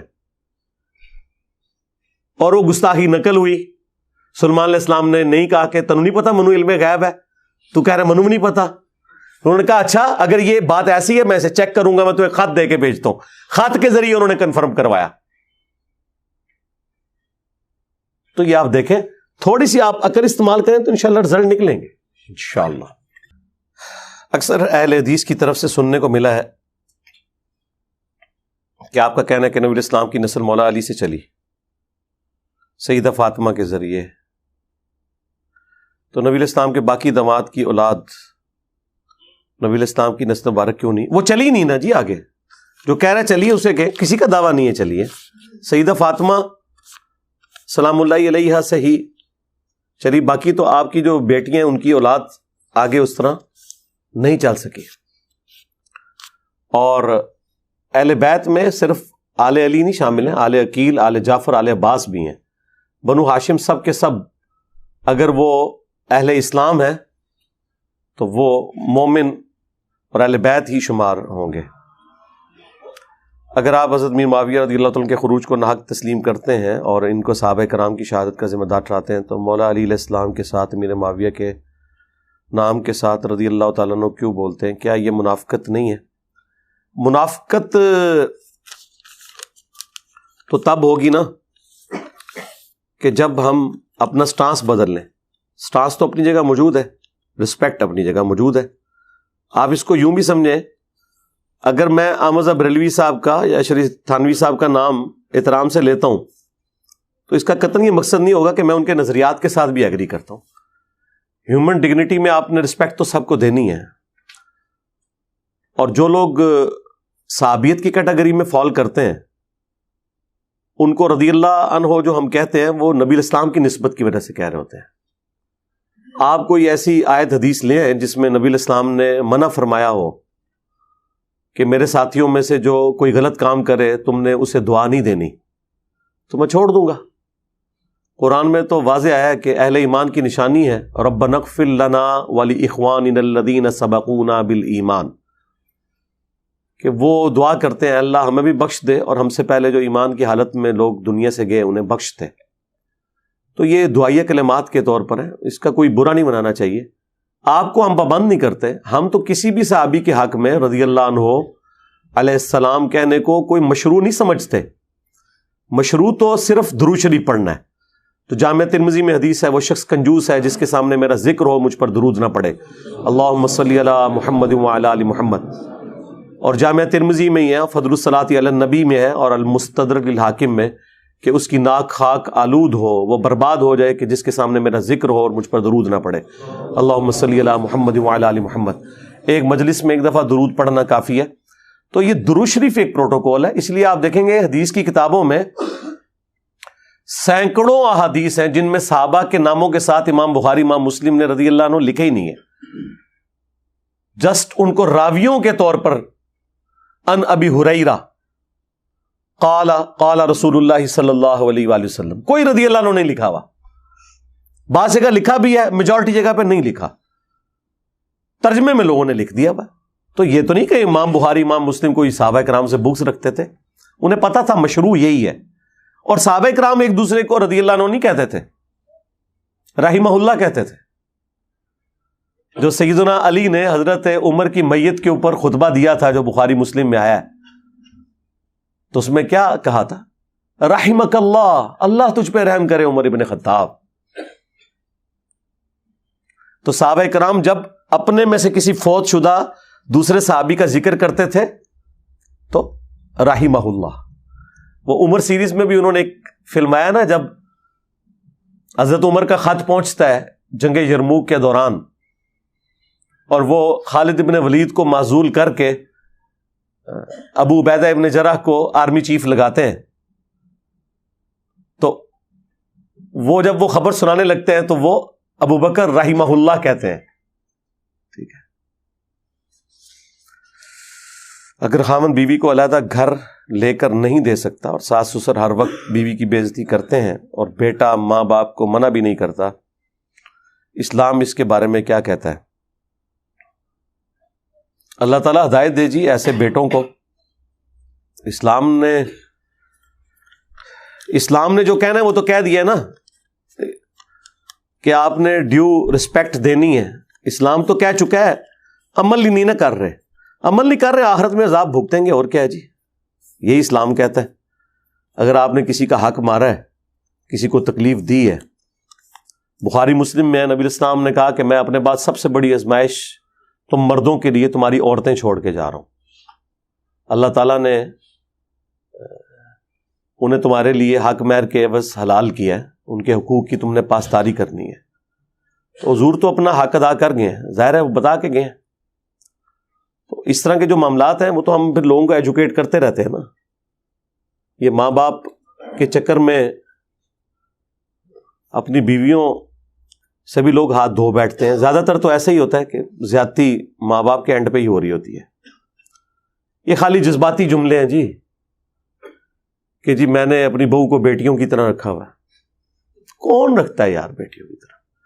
آج تک کسی عورت نے اپنے محلے کی عورتوں کو اکٹھا کر کے کبھی یہ کہا ہے کہ یہ میری بیٹی دیکھو, یہ چھٹی والے دن پورا دن ہی سوئی رہتی ہے, یہ 11 بجے سو کے اٹھتی ہے؟ نہیں. یہ ساری باتیں بہو کے بارے میں وہ کہتی ہوئی نظر آئے گی کہ دیکھو یہ تو اٹھتی 10 بجے ہے. اپنی بیٹی کے لیے کبھی ایسے کہے گی وہ عورت؟ نہیں. تو یہ جذباتی جملے. اس لیے میں صرف سمجھانے کے لیے ایک بات کرتا ہوں, یہ یاد رکھیں, جس طرح ایک مرد کی جنت ماں کے قدموں کے نیچے ہے نا, ایک ساس عورت کی جنت اس کی بہو کے قدموں کے نیچے ہے. یہ بھاری جملہ ہے لیکن اس کے اوپر ذرا توجہ کیجئے گا. یہ ساسیں بھی اپنی جنت کما سکتی ہیں اگر ان اپنی بہوؤں کو بیٹیوں کا درجہ دے, اور بیٹے نے جو جنت کمانی ہے وہ تو آخرت میں ملنی ہے, ساس نے جو جنت کمانی ہے وہ دنیا میں مل جانی ہے. جو ساس سسر وقت سے پہلے ریٹائر ہو کے اپنی بہوؤں کو ڈرائیونگ سیٹ پہ بٹھا دیتے ہیں نا اور اپنے معاملات ان کے سپرد کر دیتے ہیں, جناب یاشی کی زندگی گزارتے ہیں. انہیں ٹائم پہ استری ہوئے ہوئے کپڑے بھی ملتے ہیں, کھانا بھی ملتا ہے. ریٹائرڈ ہو جاؤ نا کچن سے بھی, ہر معاملے سے, بس چپ کر کے یار یوٹیوب حافظہ اللہ 1000 سال کی بھی زندگی ہو اب تو گزاری جا سکتی ہے. اللہ کا کتنا بڑا یہ فضل ہے یوٹیوب. اگر یہ یوٹیوب نہ ہوتی تو یہ بوڑھوں کے جو گلے شکوے ہیں یہ کبھی ختم نہ ہوتے جو پہلے تھے, کہ میرے پوتے نہیں مجھے ملتے, میری پوتیاں نہیں ملتی, سلام نہیں کرتے, کیونکہ پورے دن میں ان کے پاس کوئی ایکٹیویٹی نہیں ہوتی تھی نا. اور آج پوتے پوتیاں چلے بھی جائیں نا تو وہ کہتے ہیں آخری کس چل رہی ڈرامے دی, بعد ہی چاہیے. ہاں, اور پازیٹیولی بھی آپ پروگرام اتنے ماشاءاللہ مذہبی پروگرام بھی آپ دیکھیں. میں کہتا ہوں جی بڑھاپا گزارنا, ریٹائرمنٹ کے بعد کی زندگی گزارنا آسان کر دی ہے سوشل میڈیا نے ماشاءاللہ تعالی. اور رسول پر کھڑے ہو کر نبی الاسلام سے مانگنا کیسا ہے؟ کوئی ثابت نہیں ہے. روضہ رسول پہ کھڑے ہو کر اللہ تعالیٰ سے مانگنا ہے آپ نے. قبر رسول کی حاضری, قبر رسول سے مانگنا, اس پہ تفصیلی ویڈیو میری دیکھ لیں. کسی کا وسیلہ دینا یعنی دعا میں کہنا کہ اپنے نبی اور علی اور فاطمہ کے صدقے سے عطا کر. دیکھیں یہ کوئی شرک تو نہیں ہے. سلف میں وسیلہ اور توسل میں یہ والا جو پورشن ہے اس میں اختلاف ہے. باقی تو 5 وسیلے بالکل جائز ہیں. اللہ کے اسماء کا وسیلہ, نیک اعمال کا وسیلہ, کسی نیک بندے سے جو سامنے دنیا میں موجود ہے جا کے دعا کروانا, اور نبی الاسلام کے لیے دعائے وسیلہ مانگنا جس کے اگینسٹ شفاعت نصیب ہوگی. یہ وہ سارے وسیلے. نبی الاسلام کے تبرکات کو شفا کا ذریعہ بنانا, اس پہ میری کئی ایک ویڈیوز ہیں. لیکن یہ جو کسی شخصیت کا اس حوالے سے پیش کرنا, اس کے اوپر کوئی مضبوط روایت نہیں ہے. وسیلے کے نام پر دھوکہ, میری ایک ویڈیو دیکھ لیں جس میں میں نے بتایا ہمیں وسیلے سے ایسا کوئی اختلاف نہیں ہے. اگرچہ ہم اپنے حق میں اسے اس طریقے سے جائز نہیں سمجھتے, لیکن اس پہ شرعی فتویٰ کوئی نہیں لگاتے اگر کوئی اس طرح کا وسیلہ پیش کرے. اصل ہمارا اختلاف یہ کہ آپ نے اللہ کے سوا کسی سے دعا نہیں کرنی. بس ہمارا عقیدہ تو سیدنا عمر نے بتا دیا صحیح بخاری میں, انا کنا نتوسل الیک بنبینا, اے اللہ پہلے پہلے ہم تیرے نبی کے وسیلے سے تیری طرف متوجہ ہوتے تھے, اب ان کے چچا کو لے کے آئے. یعنی حضرت عمر نے بتا دیا کہ وسیلے کا مطلب یہ ہوتا ہے کہ آپ نے جو بندہ دنیا میں موجود ہے اس سے دعا کروانی. تو آج رسول اللہ دنیا میں موجود ہوں, ہم اپنی ساری حاجات آپ کے سامنے پیش کریں گے. ذہن میں رکھیے گا. صحابی کی پنڈلی ٹوٹی, صحیح بخاری میں آتا ہے, نبی الاسلام نے مبارک ہاتھ پھیرا, وہ صحیح ہوگی. لیکن کوئی حدیث ایسی نہیں ملتی کہ کسی صحابی کی ٹانگ کٹ گئی حضور کی وفات کے بعد کسی جنگ میں اور وہ ٹانگ اٹھا کے تو قبر رسول پہ آ جائے. کو بتائے بھئی آپ آخرت کی زندگی میں زندہ ہیں, دنیا کی زندگی سے جا چکے ہیں.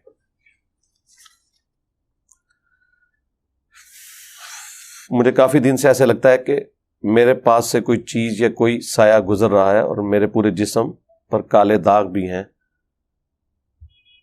برائے کرم مجھے اس سے متعلق بتا دیں. آپ میرے بھائی کسی عامل سے جو قرآن و سنت کی روشنی میں علاج کرتا ہو, ہمارے ایک بڑے اچھے ایک بزرگ ہیں اقبال سلفی صاحب, اہل حدیث مکتب سے تعلق رکھتے ہیں, اور پہلے وہ راجہ بازار ان کا سیٹ اپ تھا, آج کل PWD میں ہے اسلام آباد ہائی وے پہ. آپ یوٹیوب پہ یا گوگل میں جا کے لکھیں گے, ان کی ویڈیوز بھی رکھی ہوئی ہیں, ان کے موبائل نمبر بھی شیئر ہیں, وہ باقاعدہ علاج کرتے ہیں. تو آپ کسی عامل سے جا کے علاج کروا لیں انشاءاللہ. صحیح بخاری میں 1127 کے تحت لوگ کہتے ہیں کہ حضرت علی نے آپ علیہ السلام کا حکم نہیں مانا اور تہجد کی نماز نہیں پڑھی. اور یار یہ میں اس کے اوپر ویڈیو ریکارڈ کروا چکا ہوں, مولا علی سے متعلق 5 جھوٹ, وہ آپ دیکھ لیں. یہ اس طرح نہیں تھا جس طرح آپ پیش کر رہے ہیں, تفصیل میں نے اس میں بیان کر دی ہے. قرآن کے مطابق مردار حرام ہے, تو پھر ہم مچھلی کیوں کھاتے ہیں؟ مچھلی وہ اس مردار کی کیٹیگری میں فال نہیں کرتی نا. مردار یعنی جو ایسا جانور ہے جو اس خشکی کے اوپر رہتا ہے اور اس کا ذبیحہ کر کے خون نکالنا ضروری ہے, اس کیٹیگری میں فال کرتی ہے جو چیز, وہ آتی ہے. مچھلی کے بارے میں نہیں. مچھلی کے بارے میں قرآن میں واضح آ گیا کہ اللہ تعالیٰ نے جو سمندری یہ جانور ہیں یہ آپ کے لیے حلال کر دیے ہیں. انہیں نہ تو آپ نے ذبح کرنا ہوتا ہے کیونکہ ان کے اندر تو وہ خون والا معاملہ ہوتا ہی نہیں ہے نا, وہ تو گلپھڑوں سے سانس لیتے ہیں. تو مچھلی والی ایک ایکسیپشن ہے. میں نے ایک رجسٹری کروانی ہے جس کا ٹیکس 1 کروڑ روپیہ بنتا ہے. ہمارے ملک میں ٹیکس ٹھیک جگہ پر کم ہی لگتا ہے. رجسٹری کرنے والے کہتے ہیں کہ 50 لاکھ ہمیں دو. تو بھائی آپ سے وہ غلط کام کروا رہے ہیں, مجھے کیوں گھسیٹ رہے ہیں؟ یہ غلط ہے جی, بالکل غلط ہے.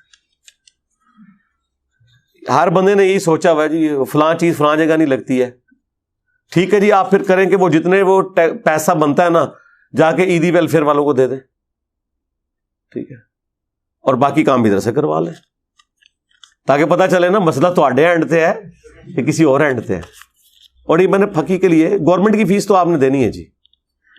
اور یہ ٹیکس والی جتنی حدیثیں فٹ کرتے ہیں نا, وہ ظالم بادشاہوں کے ساتھ اسے ریلیٹ کرتے ہیں. وہ ہم بھی کہتے ہیں کہ ناجائز ٹیکسز تو بہت زیادہ لگ چکے ہیں. البتہ کچھ ٹیکسز تو ضروری ہیں. اس کی وجہ ہے کہ وہ ہم نے اب زکوٰۃ کا نظام جب تک اسٹیبلش نہیں ہوتا, مال غنیمت کا, بیت المال کا, تو آلٹرنیٹو تو ہم نے بھی ریسورسز کیے ہوئے ہیں. یہ امام مسجدوں کو جو ہم تنخواہیں دے رہے ہیں مدرسے چلانے کے لیے, پہلے تو یہ بھی حکومتیں دیتی تھی, تو آج ہم کیوں لوگوں سے کیوں جمع کر کے دے رہے ہیں؟ یہ نہیں ٹیکس نظر آتا مولویوں کو جو اکٹھا کرتے ہیں. وہ کہتے ہیں نہیں جب گورنمنٹ نظام نہیں چلا پا رہی تو ہم اس طریقے سے کر رہے ہیں. بالکل اس طریقے سے. جب گورنمنٹ زکوٰۃ ہی نہیں کلیکٹ کر پا رہی لوگوں کی, تو اب گورنمنٹ نے جب پل بنانے ہیں, سڑکیں بنانی ہے, سرکاری ہاسپٹل چلانے ہیں, ان کا خرچہ پورا کرنا ہے, تو وہ کہاں سے نکالے؟ پھر اس سے بڑھ کے بارڈر کی حفاظت کے اوپر فوج لگائی ہوئی ہے, ان کا خرچہ کہاں سے نکالے؟ ملک کے اندر جوڈیشری اور پولیس کا نظام ہے, اس کا خرچہ کہاں سے نکالے؟ ورنہ اگر ہر بندہ اپنی حفاظت کے لیے علیحدہ سے ایک فوج بنائے تو وہ تو خرچہ اس نے کرنا ہے نا. اس کی بجائے اگر گورنمنٹ ایک فوج بناتی ہے اور ہم سے ٹیکس لے لیتی ہے تو اینڈ رزلٹ تو وہی ہے. کیا اپنی زکوٰۃ کے پیسوں سے رفع عامہ کے لیے واٹر پلانٹ, فلٹر پلانٹ لگوایا جا سکتا ہے؟ اس کی مرمت, جی سارے فلاحی کام کر سکتے ہیں. اور جتنے فلاحی کام ہیں اس میں یہ ضروری نہیں ہے کہ اس سے غریب فائدہ اٹھا رہا ہے یا امیر, وہ جنرل ہوتا ہے. یہ ذہن میں رکھیے گا. قبر کا تیسرا سوال ہے کہ یہ جو آدمی تمہیں مبعوث کیا گیا اس کے بارے میں تو کیا کہتا تھا؟ سوال یہ ہے کہ جن لوگوں نے نبی علیہ السلام کا زمانہ نہیں پایا ان سے یہ سوال کیسے ہوگا؟ کیا ان سے قبر میں؟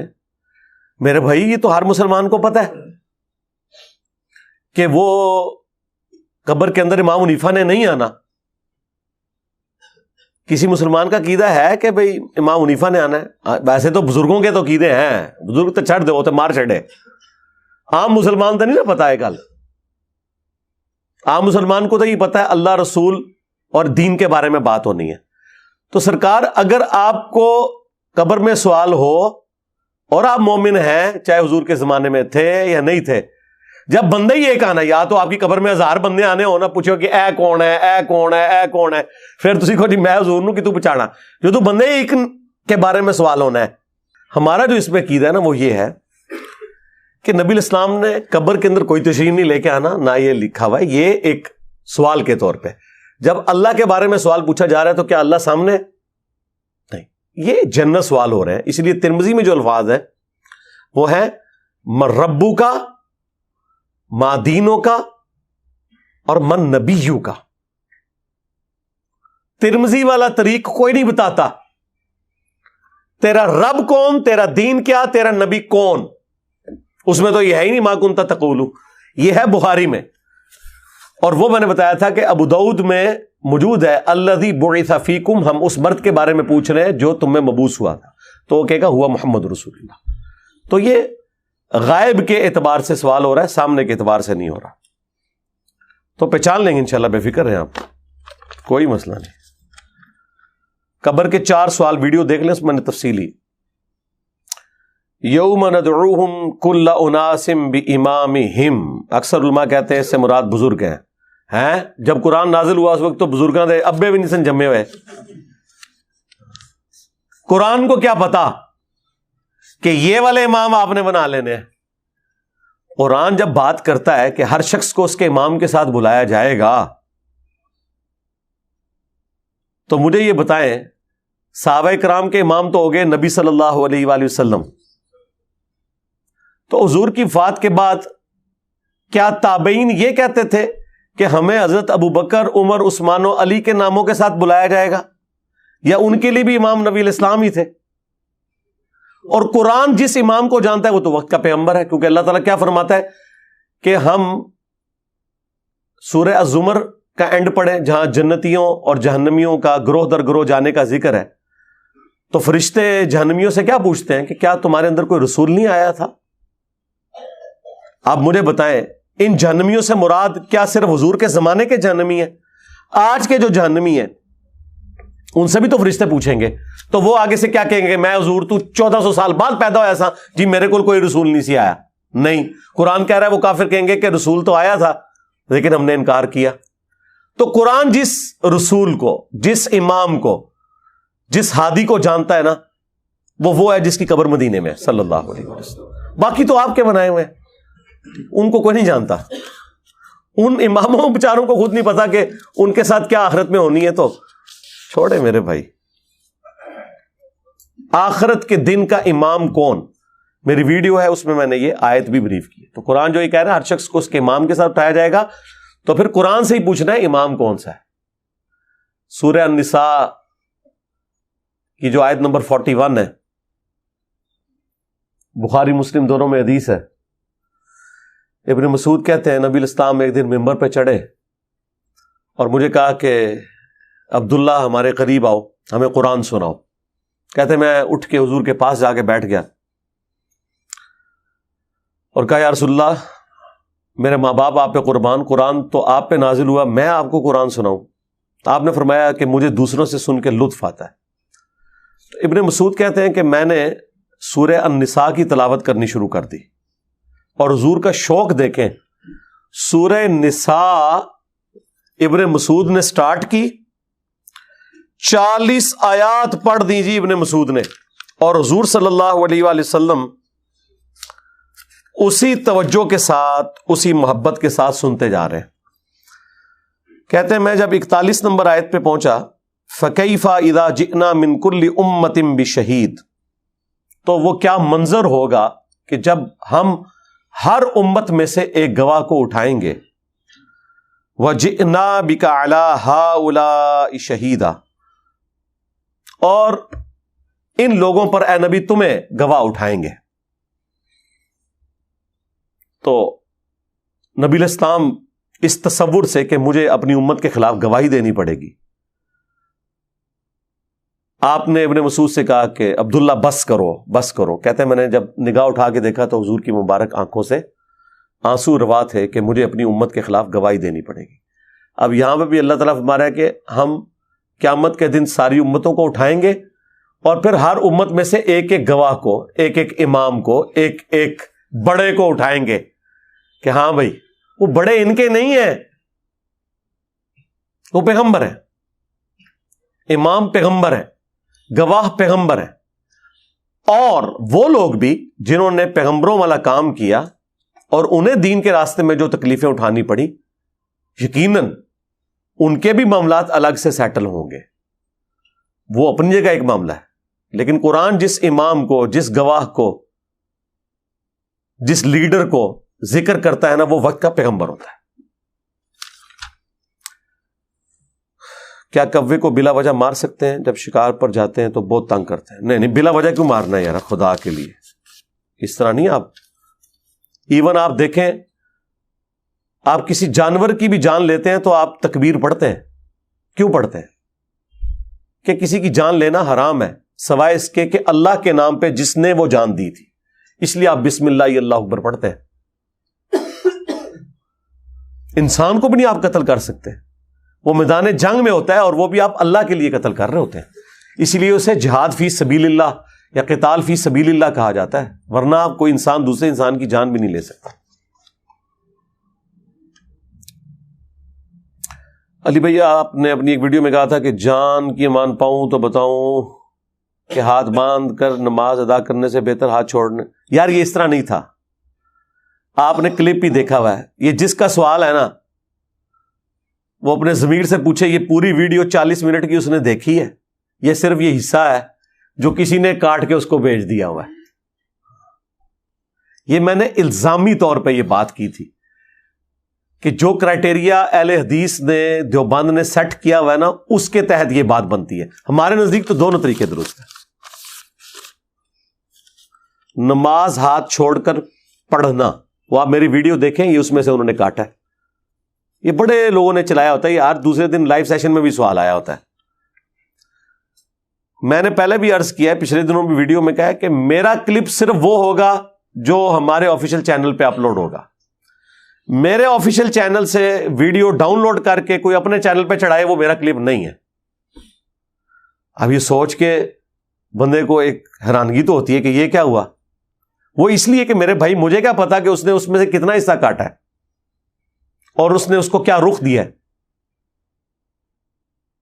دنیا میں کوئی بندہ دیکھا ہے جس کے 3-3 4-4 سیکنڈ کی کلپ کاٹ کے تو اس کے خلاف بدنامی ہو رہی ہو؟ ہمارے کبھی کسی اسٹوڈنٹ نے, کسی عالم دین کے 2-3 سیکنڈ کے کلپ کاٹ کے تو اس کے خلاف پروپیگنڈا کبھی کیا؟ پوری ان کی بابوں کی سٹوریاں وہ میمز کے اندر داخل کر کے بتاتے ہیں کہ یہاں سے شروع ہوئی تھی, یہاں ختم ہوئی تھی. میں نے تو کوئی جملہ بولا ہوگا, اس کے آگے پیچھے ہوں گے. قرآن اپنی آیت کو آن نہیں کرے گا اگر وہ ٹکڑے کی شکل میں ہوگی. قرآن میں تو لکھا ہے نماز کے قریب مت جاؤ, لیکن قرآن کہے گا میری آیت یہ نہیں ہے. آپ کہیں نہیں میں نے خود پڑھی ہے, وہ کہے گا بے شک لکھی ہوئی ہے میرے اندر یہ کہ میری آیت نہیں, کیونکہ میں نے اس لیے تو یہ فرمایا نہیں تھا. میں نے تو کہا تھا لا تقربوا الصلاۃ وانتم سکارا. جب تک پوری آیت نہیں کرو گے وہ میری آیت نہیں ہوگی, چاہے وہ میری آیت کا ٹکڑا بھی ہو. ہاں کہ نماز کے قریب مت جاؤ جب تم نشے کی حالت میں ہو. تو میرا کلپ بھی وہ ہوگا جو پورا میرا کلپ ہوگا, یہ بیچ میں سے نہیں. مجھے شروع سے لوگ سمجھاتے تھے, ابھی بھی سمجھاتے ہیں, میرا شروع سے یہ سٹانس تھا. مجھے خوب پتا ہوتا ہے کہ میں نے اپنی ویڈیو میں کون سا ایسا جملہ بولا ہے کہ جو اگلے بندے کو لڑ جائے گا جا کے, یا اس جملے کو مس یوز کیا جا سکتا ہے, یا یہ جملہ ایسا ہے کہ شرعی طور پہ تو اس پہ کوئی گرفت نہیں ہے, لیکن مولویوں کے ہاتھ میں یہ ہتھیار آ جائے گا میرے خلاف. میں نے کبھی نہیں اسے کاٹا جان بوجھ کے, کیونکہ یہ جتنی چینج ہے نا وہ آئی انہی جملوں کی وجہ سے. سادہ سادہ باتیں تو سارے لوگ کر رہے تھے, ہم نے آگے کیا کیا ہے. وہ بڑی اچھی اس دن انہوں نے ایک مثال دی, جنید سلیم صاحب کا وہ کل رات کو ویلاگ اپلوڈ ہوا, وہ تو کہہ رہے تھے کہ باقی لوگوں نے تو آگے پانی میں پتھر پھینکا نا تو ارتاش ہوئی نا, انجینئر صاحب نے پہاڑ لے آگے سٹ دیتا ہے. واقعی پتھر سے تو ارتاش پیدا ہوتی ہے نا, میں نے پہاڑ پھینکا ہے, ارتاش نہیں پیدا ہوئی, پانی خشک ہو گیا ہوتے تھا. ہاں, اسلامی ریاست میں اگر غیر شرعی کام ہو رہے ہوں تو پھر رعایا کی کیا ذمہ داری ہے؟ اسلامی ریاست تو کوئی بھی نہیں ہے اس وقت دنیا میں, مسلمان ریاستیں ہیں. رعایا کی ذمہ داری کیا ہے؟ خاموشی اختیار کرے؟ نہیں نہیں, بالکل نہیں, خاموشی کو اختیار کرے گی. وہ اپنی زبان کے ذریعے جہاد کریں گے جس طرح ہم کر رہے ہیں. آرمڈ کنفلکٹ نہیں کر سکتے جب تک کہ حالات و واقعات فیوریبل نہ ہو. حضرت حسین ابن علی نے اس لیے اس وقت کیا کہ وہ ایک مبارک دور تھا, آپ کو یہ امید تھی کہ ہزاروں عاشقان رسول ایسے موجود ہیں جو میرا ساتھ دیں گے, لیکن پریکٹیکلی نہیں ہوا. تو آج تو ویسے ہی بھول جائیں آپ. حضرت ابو ہریرہ سے متعلق روشنی ڈالیں جن میں حضرت عمر نے انہیں کوڑے مارنے کا حکم دیا تھا. اور نہیں یار, کوڑے چھوڑے مارنے والی کوئی بات نہیں ہے. وہ صرف جب انہوں نے بحرین کا گورنر بنا کے بھیجا تھا تو واپسی پہ ان سے وہ بھیڑ بکریاں ان کی لے لی تھی. اس پہ میری تفصیلی ویڈیو ریکارڈ ہو چکی بھی ہے, یوٹیوب پہ اپلوڈڈ ہے, وہ آپ دیکھ لیں. حضرت ابو ہریرہ اور حضرت عمر کا اختلاف, اس میں حضرت عمر کو ہم صحیح نہیں سمجھتے, ان سے زیادتی ہوئی حضرت ابو ہریرہ کے حق میں اپنے ڈسپلن کی سختی کی وجہ سے. باقی حضرت ابو ہریرہ کو وہ سکھ اور صدوق سمجھتے تھے, وہ بھی میں نے مثالیں اس میں دی ہیں.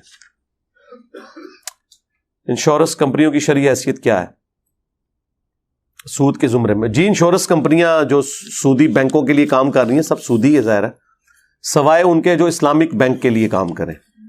ان کا جو طریقہ ہے تکافل والا, اس کو آپ دیکھیں. ہنسنے کے متعلق آپ نے کہا تھا کہ زیادہ ہنسنے سے متعلق کوئی حدیث موجود نہیں ہے. اور یار یہ میں نے اس کے اوپر کلیریفیکیشن دے دی ہے نا, پچھلے دنوں 2-3 ویڈیوز میں دے چکا ہوں. وہ ایک جنرل ذکر کے دوران وہ پھر کلپ بڑا وائرل ہو گیا, وہ باپا جانی سے متعلق تھا, تو میں نے اس پہ کلیریفیکیشن دے دی تھی کہ دیکھیں اسلام میں مذاق اڑانا منع ہے.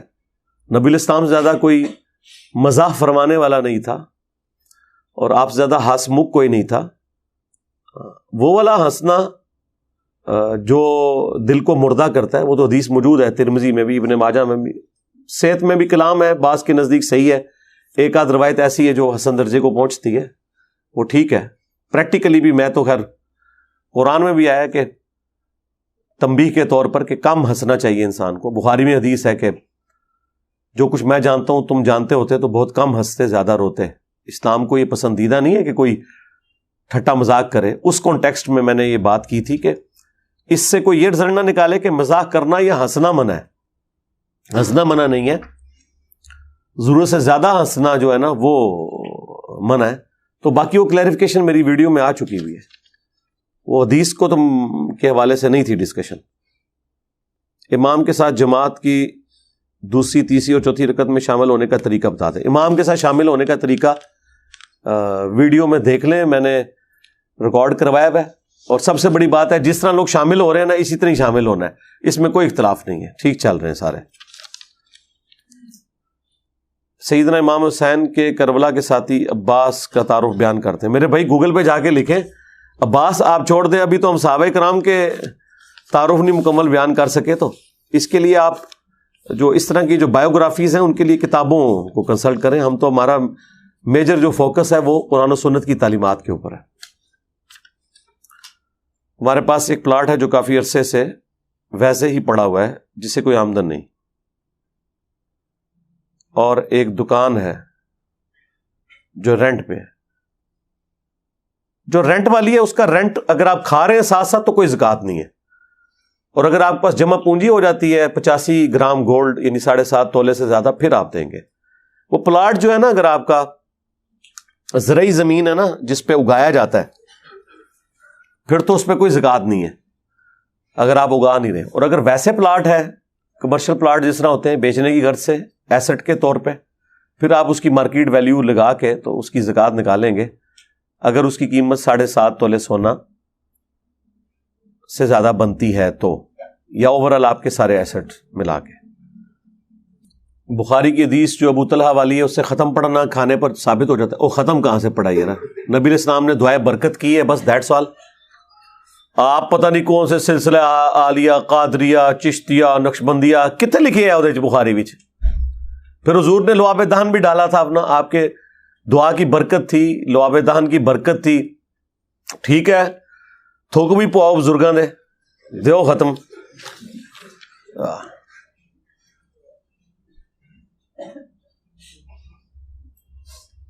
مشکات کی حدیث میں ہے کہ میری امت مرحومہ ہے، یعنی اس سے مراد کیا ہے؟ مراد یہ کہ اللہ تعالیٰ کا خاص رحم ہے اس امت کے اوپر. بالکل ہے نا جی امت. یہ مرحومہ سے مراد تو اڈلا مرحوم نہیں جو تسی سمجھتے ہو کہ مر گئی. بخاری کی حدیث میں ہے کہ میری امت کا ایک گروہ حق پر رہے گا. وہ کون سا گروہ ہے؟ اس حدیث میں حضرت معاویہ کا گروہ بتایا گیا ہے. نہیں، اس میں تو کوئی نہیں لکھا ہوا. اللہ کے بندو کہاں لکھا ہوا ہے؟ اس میں تو لکھا ہوا ہے، اس حدیث پہ تو امام بخاری نے باب باندھا ہے ہوا اہل العلم. اس سے مراد اہل علم ہے، وہ قیامت تک حق پہ رہے گا. اہل علم ہے. اہل علم وہ ہے جو 2812 سے بھاگ رہے ہیں، اہل علم وہ ہے جو ہر جگہ 2812 بیان کر رہے ہیں.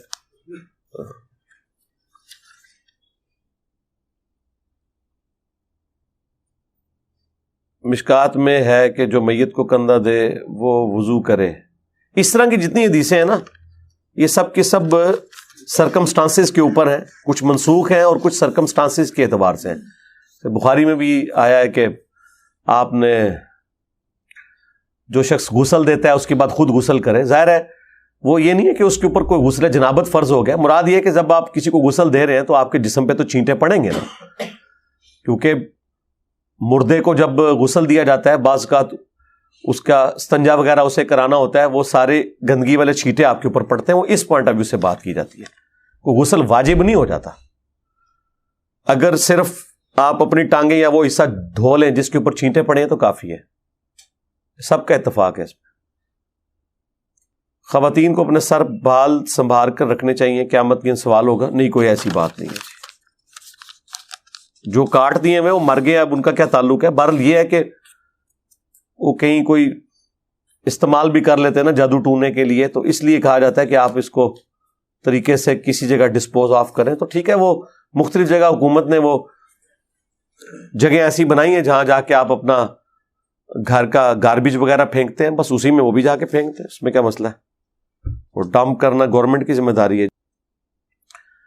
جب انسان مر جاتا ہے تو اس کے ساتھ اٹیچ شیطان اور جنات بھی مر جاتے ہیں یا دنیا ہی میں رہتے ہیں؟ واللہ عالم، جی ہمیں نہیں پتا. ان کی بہرحال اپنی ڈیوٹی پوری ہو گئی، اب وہ اللہ کو پتا ہے کہ ان سے آگے کیا کام لینا چاہیے. کیا کربلا میں سب اہل بیت شہید ہوئے تھے؟ بعض کہتے ہیں کہ 3 لوگ بچ گئے تھے. نہیں، سارے تو نہیں. ظاہر امام زین العابدین تو بچ گئے تھے نا، اور بھی چند ایک لوگ تھے، تبھی تو اہل البیت کی نسل آگے چلی ہے نا جی.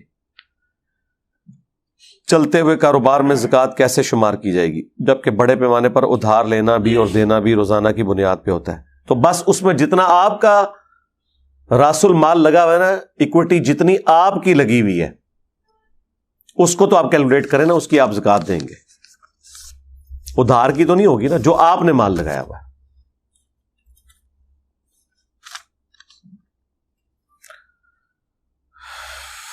حنفی امام تیسری چوتھی رکعت میں 3 تسبیح پڑھتے ہیں، فاتحہ نہیں پڑھتے، جبکہ حدیث واضح ہے. تو آپ کیسے کہتے ہیں کہ نماز؟ تو ٹھیک ہے میرے بھائی، کہیں اور جا کے پڑھ لیں، آپ کا رائٹ ہے. میں بیرون ملک رہتا ہوں، کیا غیر مسلم کو ان کی مذہبی رسومات کے لیے حال کرائے پر دینا جائز ہے؟ اور اگر یہ جائز ہے تو اس کی آمدن نہ دے میرے بھائی، بچ جائیں. اگر واقعی کوئی شرکی ایکٹیویٹی کر رہے ہیں پھر تو. ویسے اگر وہ کوئی اپنی سرمنی کرتے ہیں مذہبی نہ ہو، ویسے کوئی گیٹ ٹوگیدر ہو، تو اس میں تو کوئی حرج نہیں ہے. اگر کہیں پہ شرکی ایکٹیویٹی ہے اس کے لیے بالکل نہ دیں. ہم تو نہیں کبھی کہیں گے کہ آپ دیں. حدیث انبار میں مخالف جماعت کو دوزخ کی طرف بلانے والی کہا گیا، جبکہ اس جماعت میں ایسے صاحب موجود تھے جن کے بارے میں جنت کی بشارت آئی، مثلا مغیرہ ابن شعبہ. تو بالکل یہی ایسا ہی ہے نا، جہنم کی طرف بلانے والی ہے نا. تو جہنم کی طرف بلانے والا عمل ہے وہ. تو غیر نبی سے کوئی ایسا عمل سرزد ہونا کہ جو جہنم کی طرف لے جانے والا ہو، اس پہ تو کسی کا اختلاف نہیں ہے. جھوٹ بولنا، زنا کرنا، کیا یہ جہنم میں لے جانے والا عمل نہیں ہے؟ تو کیا صحابہ کرام میں ایسے نہیں کہ جن سے بدکاری ہوئی ہے اور ان پہ حد بھی جاری ہوئی ہے، تو جہنم کی طرف لے جانے والا عمل تو ہے نا. تو معصومیت تو نہ آپ کلیم کریں. جہنمی ہونا نہیں ہے، یہ ذہن میں رکھیے گا. جہنمی نہیں ہم کسی کو بھی کہتے، چھوڑ دیں. ہم تو آج کسی مسلمان کو جہنمی کہنے کے لیے تیار نہیں. جہنمی تو آپ کے بزرگوں نے ایک دوسروں کو کہا ہوا ہے. آخرت کا فیصلہ نہیں کرنا. ہاں لیکن یہ بھی نہیں کرنا کہ جو اللہ کے نبی فرما کے گئے ہیں اس کو بھی آپ نے نہیں بیان کرنا. یعنی وہ عمل جہنم کی طرف لے جانے والا ہے. خلیفہ وقت کی اطاعت اختیار نہ کرنا، باقی اللہ کی مرضی. سعد ابن عبادہ نے حضرت ابوبکر کی بیعت نہیں کی، حضرت عمر کی بیعت نہیں کی، ٹھیک ہے. اور الٹا یہ ثقیفہ بنی ساعدہ میں جو کچھ ہوا یہ بھی سعد ابن عبادہ کی وجہ سے ہوا. نہ وہاں پہ وہ انصار مدینہ اکٹھے ہوتے اور نہ حضرت ابوبکر عمر وہاں جاتے اور حضرت ابوبکر کی بیعت اس طریقے سے فوراً ہو جاتی. اور آج تک سنی شیعہ دو فرقے بنے ہوئے ہیں. اس طریقے سے بیعت ہونی نہیں تھی. لوگ تو حضرت علی اور حضرت ابوبکر کو آپس میں کمپیئر کروا رہے ہوتے ہیں. اصل مسئلہ تو سعد ابن عبادہ کی وجہ سے ہوا ہے، جو وہاں پہ بیٹھ کے میٹنگ کر رہے تھے. وہ تو یہ بیچارے تینوں جو ہیں، ابو عبیدہ ابن جرح اور حضرت ابوبکر اور حضرت عمر، یہ تو وہاں اس معاملے کو سیٹل کرنے گئے. لیکن ہم نے کبھی سعد ابن عبادہ کے بارے میں توہین آمیز کلمات نہیں بولے. انصاری صحابہ میں سے ہیں، خزرج کے سردار ہیں، اصحاب صفہ کا کھانا ان کے گھر سے جاتا تھا. ہمارے نبی کے اوپر جن لوگوں کے بڑے بڑے احسانات ہیں نا، ان میں سعد ابن عبادہ بھی ہیں. تو اگرچہ انہوں نے حضرت ابوبکر کی بیعت پوری زندگی نہیں کی، حضرت عمر کی بھی بیعت نہیں کی ہے، لیکن کبھی ہم نے ان کو یہ نہیں بولا کہ وہ نعوذ باللہ جہنمی ہیں. مسئلہ یہ ہے کہ یہ کام آپ کے ماموں نے کیا ہے کہ بیعت نہیں کی اور پارٹی اور جتھا بنا کے ریٹ آف دی گورنمنٹ کو چیلنج کرتے ہوئے جنگ کر دی. یہ ہے اصل میں فرق. حضرت علی نے بھی 6 مہینے بیعت نہیں کی، بعد میں کر لی، لیکن 6 مہینے میں کوئی پارٹی جتھا بنا کے حضرت ابوبکر کے اوپر چڑھائی نہیں کی. الٹا جب حضرت ابو سفیان نے مشورہ دیا تو انہیں بھی ڈانٹ دیا. لیکن آپ کے ماموں نے پارٹی اور جتھا بنایا. یہ فرق. کیا بزرگوں کی کرامت صحیح ہے؟ جی دیکھیں نا، یہ ادھر جو بزرگ بیٹھا ہوا ہے سارے مرے زندہ بزرگ فیل ہو گئے نے. ان بھی نہیں کرامت تو تسی مندے یار. بالکل کرامت حق ہے، ہم مانتے ہیں. حضرت امام حنیفہ ایک رکعت میں قرآن مجید پڑھ لیتے تھے. یہ آپ نے غلط لکھا ہے، ایک ٹانگ پہ کھڑے ہو کے پڑھتے تھے، جس طرح بگلا کھڑا ہوتا ہے. جھوٹ ہے یار. ایک رات میں پورا قرآن پڑھنا، میری تفصیلی ویڈیو آ چکی 50 منٹ کی، میں نے سب کچھ پوسٹ مارٹم کیا. اکثر لوگ آپ کے بارے میں یہ کہتے ہیں کہ آپ کے پاس کوئی ڈگری نہیں. یار اب پرانی گل کو نوی گل کرو. اگر آپ بیمار ہوتے ہیں تو ڈاکٹر کے یار یہ میں کتنی دفعہ بیان کر چکا ہوں میرے بھائی، دیکھو میری ویڈیو انجینئر محمد علی مرزا کی ڈگری، بالکل آپ کو پتہ چل جائیں گے کیا کچھ میں نے اس کے جواب میں کہنا ہے.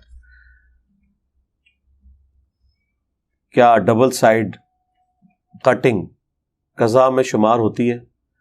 کٹنگ تو قضا میں نہیں ہوگی. جب شیو آف آپ کر دیں گے دونوں طرف سے تو وہ بخاری مسلم میں نبی الاسلام نے منع فرمایا. اور اس طرح کے بال رکھنے کی ضرورت بھی نہیں نا. ہاں یہاں ہلکے ہیں، اوپر سے گھنے ہیں، وہ اس میں نہیں آتے، وہ کر سکتے ہیں. چند علماء دور کی کتابوں سے آپ کا رد کرتے ہیں، مثلا طبرانی اور ابن ابی شیبہ. ان کی احادیث کی تحکیم کیسے پتہ ہے؟ کوئی ضرورت نہیں میرے بھائی. آج تک تو سنیوں کی کتابیں تھیں، بخاری، مسلم، ابو داؤد، ترمذی، نسائی، ابن ماجہ. کورسز میں بھی یہی، اور عقیدے کی بنیادی کتاب قرآن. اگر کسی کا عقیدہ قرآن سے بھی ثابت نہیں ہو رہا، بخاری سے بھی نہیں ہو رہا، مسلم سے بھی نہیں ہو رہا، اور الٹا اس کے الٹ ہے، اور اس کے لیے کوئی کتاب ڈھونڈ رہا ہے، تو تحقیق کرنے کی ضرورت ہی نہیں ہے کہ وہ حدیث ہے کہ نہیں ہے. نہیں ہے. اور اگر اس قابل ہوندی تو قرآن، بخاری، مسلم کی جو تعلیمات آ گئی ہوندی ہیں، ان کے جعلی ہونے کے لیے اتنا ہی کافی ہے.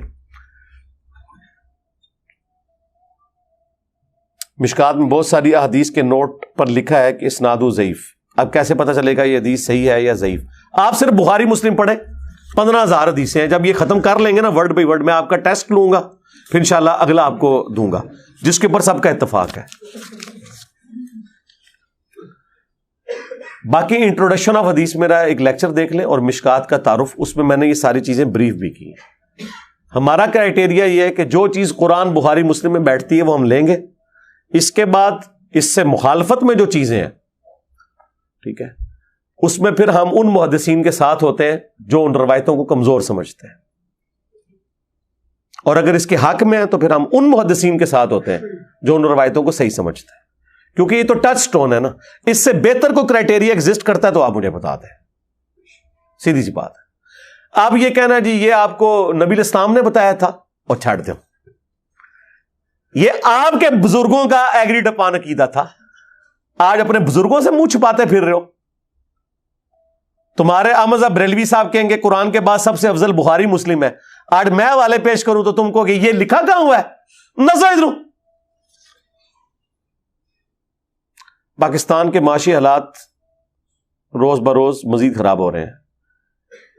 ان برے حالات سے پاکستان کو کیسا نکالا جائے؟ کعبے کی چھت پہ چڑھ دیں اور کیا کریں, میں نے بتا تو دیے.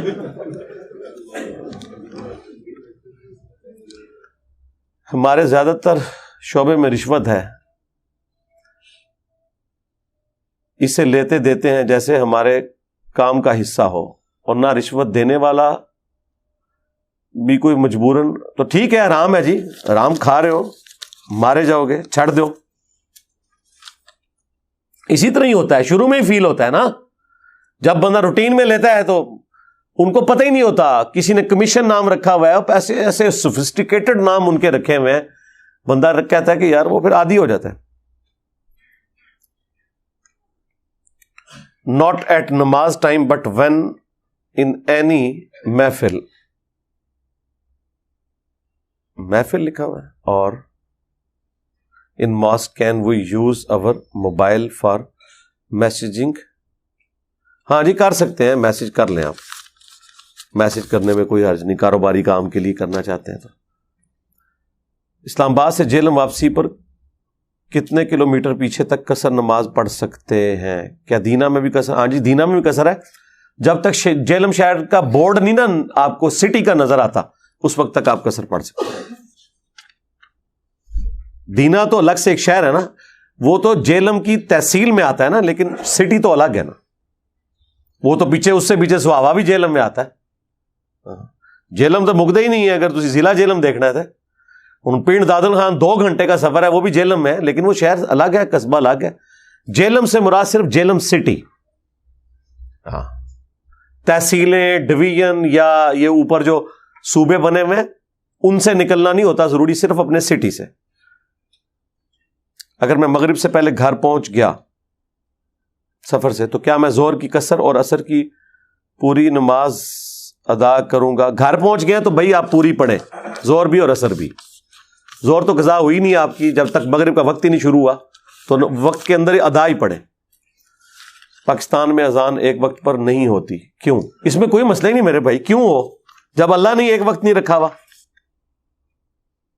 بخاری مسلم میں موجود ہے, حضرت جبرائیل علیہ السلام ایک دن آئے اور ساری نمازیں حضور کو پہلے وقت میں پڑھائیں, فجر سٹارٹ کے وقت, ظہر سٹارٹ کے وقت, عصر سٹارٹ کے وقت, مغرب سٹارٹ کے وقت اور عشاء سٹارٹ کے وقت. اگلے دن آئے تو آخری وقت میں آ کے وہی نمازیں پڑھائیں, اور پھر فرمایا کہ آپ کی امت کے لیے ان 2 ایکسٹریمز کے دوران آپ کے پاس ٹائم ہے, جس وقت چاہے آپ نماز پڑھ سکتے ہیں. جب ظہر کا وقت آلموسٹ آج کل 12 بجے سے لے کر 3:15 بجے تک رہتا ہے, تو بھائی میری مرضی 12:15 میں اذان دوں یا 2:45 بجے اذان دوں. جب اللہ نے مجھے یہ پوری ٹالرنس دی ہوئی ہے تو جس وقت میں چاہوں اذان دے کے نماز مسجد میں قائم کر سکتا ہوں. یہ پتہ نہیں لوگ کیوں ڈیمانڈ کرتے ہیں جی ایک وقت میں اذان ہو, کیوں ہو ایک وقت میں اذان؟ وجہ آپ دیکھتے ہیں ظہر کی نماز کہیں پہ 1 بجے ہو رہی ہے, کہیں پہ 1:30 بجے, کہیں پہ 2 بجے. تو وہ ایک ٹائم آپ کون سا رکھیں گے جس پہ سب پڑھیں؟ ہو ہی نہیں سکتا. عورتوں کو تو میں کہتا ہوں جیسے ہی ٹائم داخل ہو وہ پڑھ لیں, مسجد کی اذان کا انتظار نہ کریں. مسجد کی اذان تو جماعت کے لیے ہوتی ہے. لیٹ سے لیٹ بھی گرمیوں میں ہمارے یہاں پہ پنجاب کے اندر ٹائم لیٹ سے لیٹ بھی 12:20 پہ زور کا داخل ہو جاتا ہے، لیکن 12:30 آج تک کسی مسجد میں نماز نہیں آپ نے زور کی سنی۔ سعودی عرب ہو جاتی ہے 12:30 بھی، 12:40 پہ بھی، ادھر رواج ہی نہیں۔ ایون اہل حدیث بھی 1 سے پہلے کبھی کبھار کو 1:45 پڑھا دیں، ادروائز 1 فکس کیا ہوا ہے۔ ٹائم 12:20 کا شروع ہے تو ٹھیک ہے آپ پڑھ لیں، اس میں کیا مسئلہ ہے؟ زور کی نماز ادا نہیں کی، عصر کی جماعت کھڑی ہوگی تو پھر عصر والے کے پیچھے آپ زور کی نیت کر لیں اور اس کے بعد عصر اپنی الگ سے پڑھ لیں تاکہ ترتیب بھی قائم رہے۔ محدث اور محدث میں کیا فرق ہے؟ محدث حدیث روایت کرنے والا، جس طرح امام بخاری امام مسلم ہے، اور محدث جس کے دل میں کوئی اللہ تعالیٰ بات ڈال دے۔ جو بخاری مسلم میں حدیث ہے کہ اگلے زمانوں میں محدث ہوتے تھے، میری امت میں بھی اگر کوئی ہوتا تو حضرت عمر ہوتے۔ اس پہ میری تفصیلی ویڈیو ریکارڈ ہے، وہ آپ دیکھ لیں۔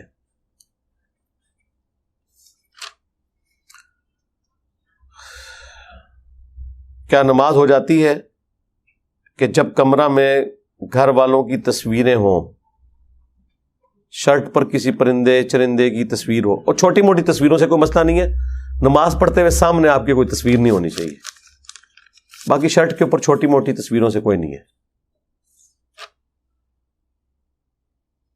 علی بھائی، کیا الٹی کپڑوں پر لگنے سے کپڑے ناپاک ہو جاتے ہیں؟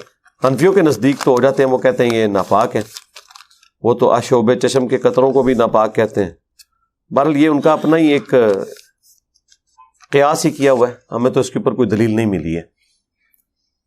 باقی ظاہر وہ ناپاک نہ بھی ہو تب بھی ایک کراہت والی چیز تو ہے نا، تو اس کو آپ دھو ضرور لیں، لیکن ظاہر ہے وہ پیشاب کی طرح تو ناپاک نہیں ہوگی۔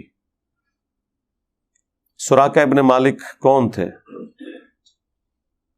یہ وہی بخاری میں آتا ہے جو نبی الاسلام کے پیچھے جاسوس بن کے آئے تھے، آپ کی دعا کی برکت سے اس کا گھوڑا دھنس گیا، بعد میں مسلمان بھی ہو گیا تھا۔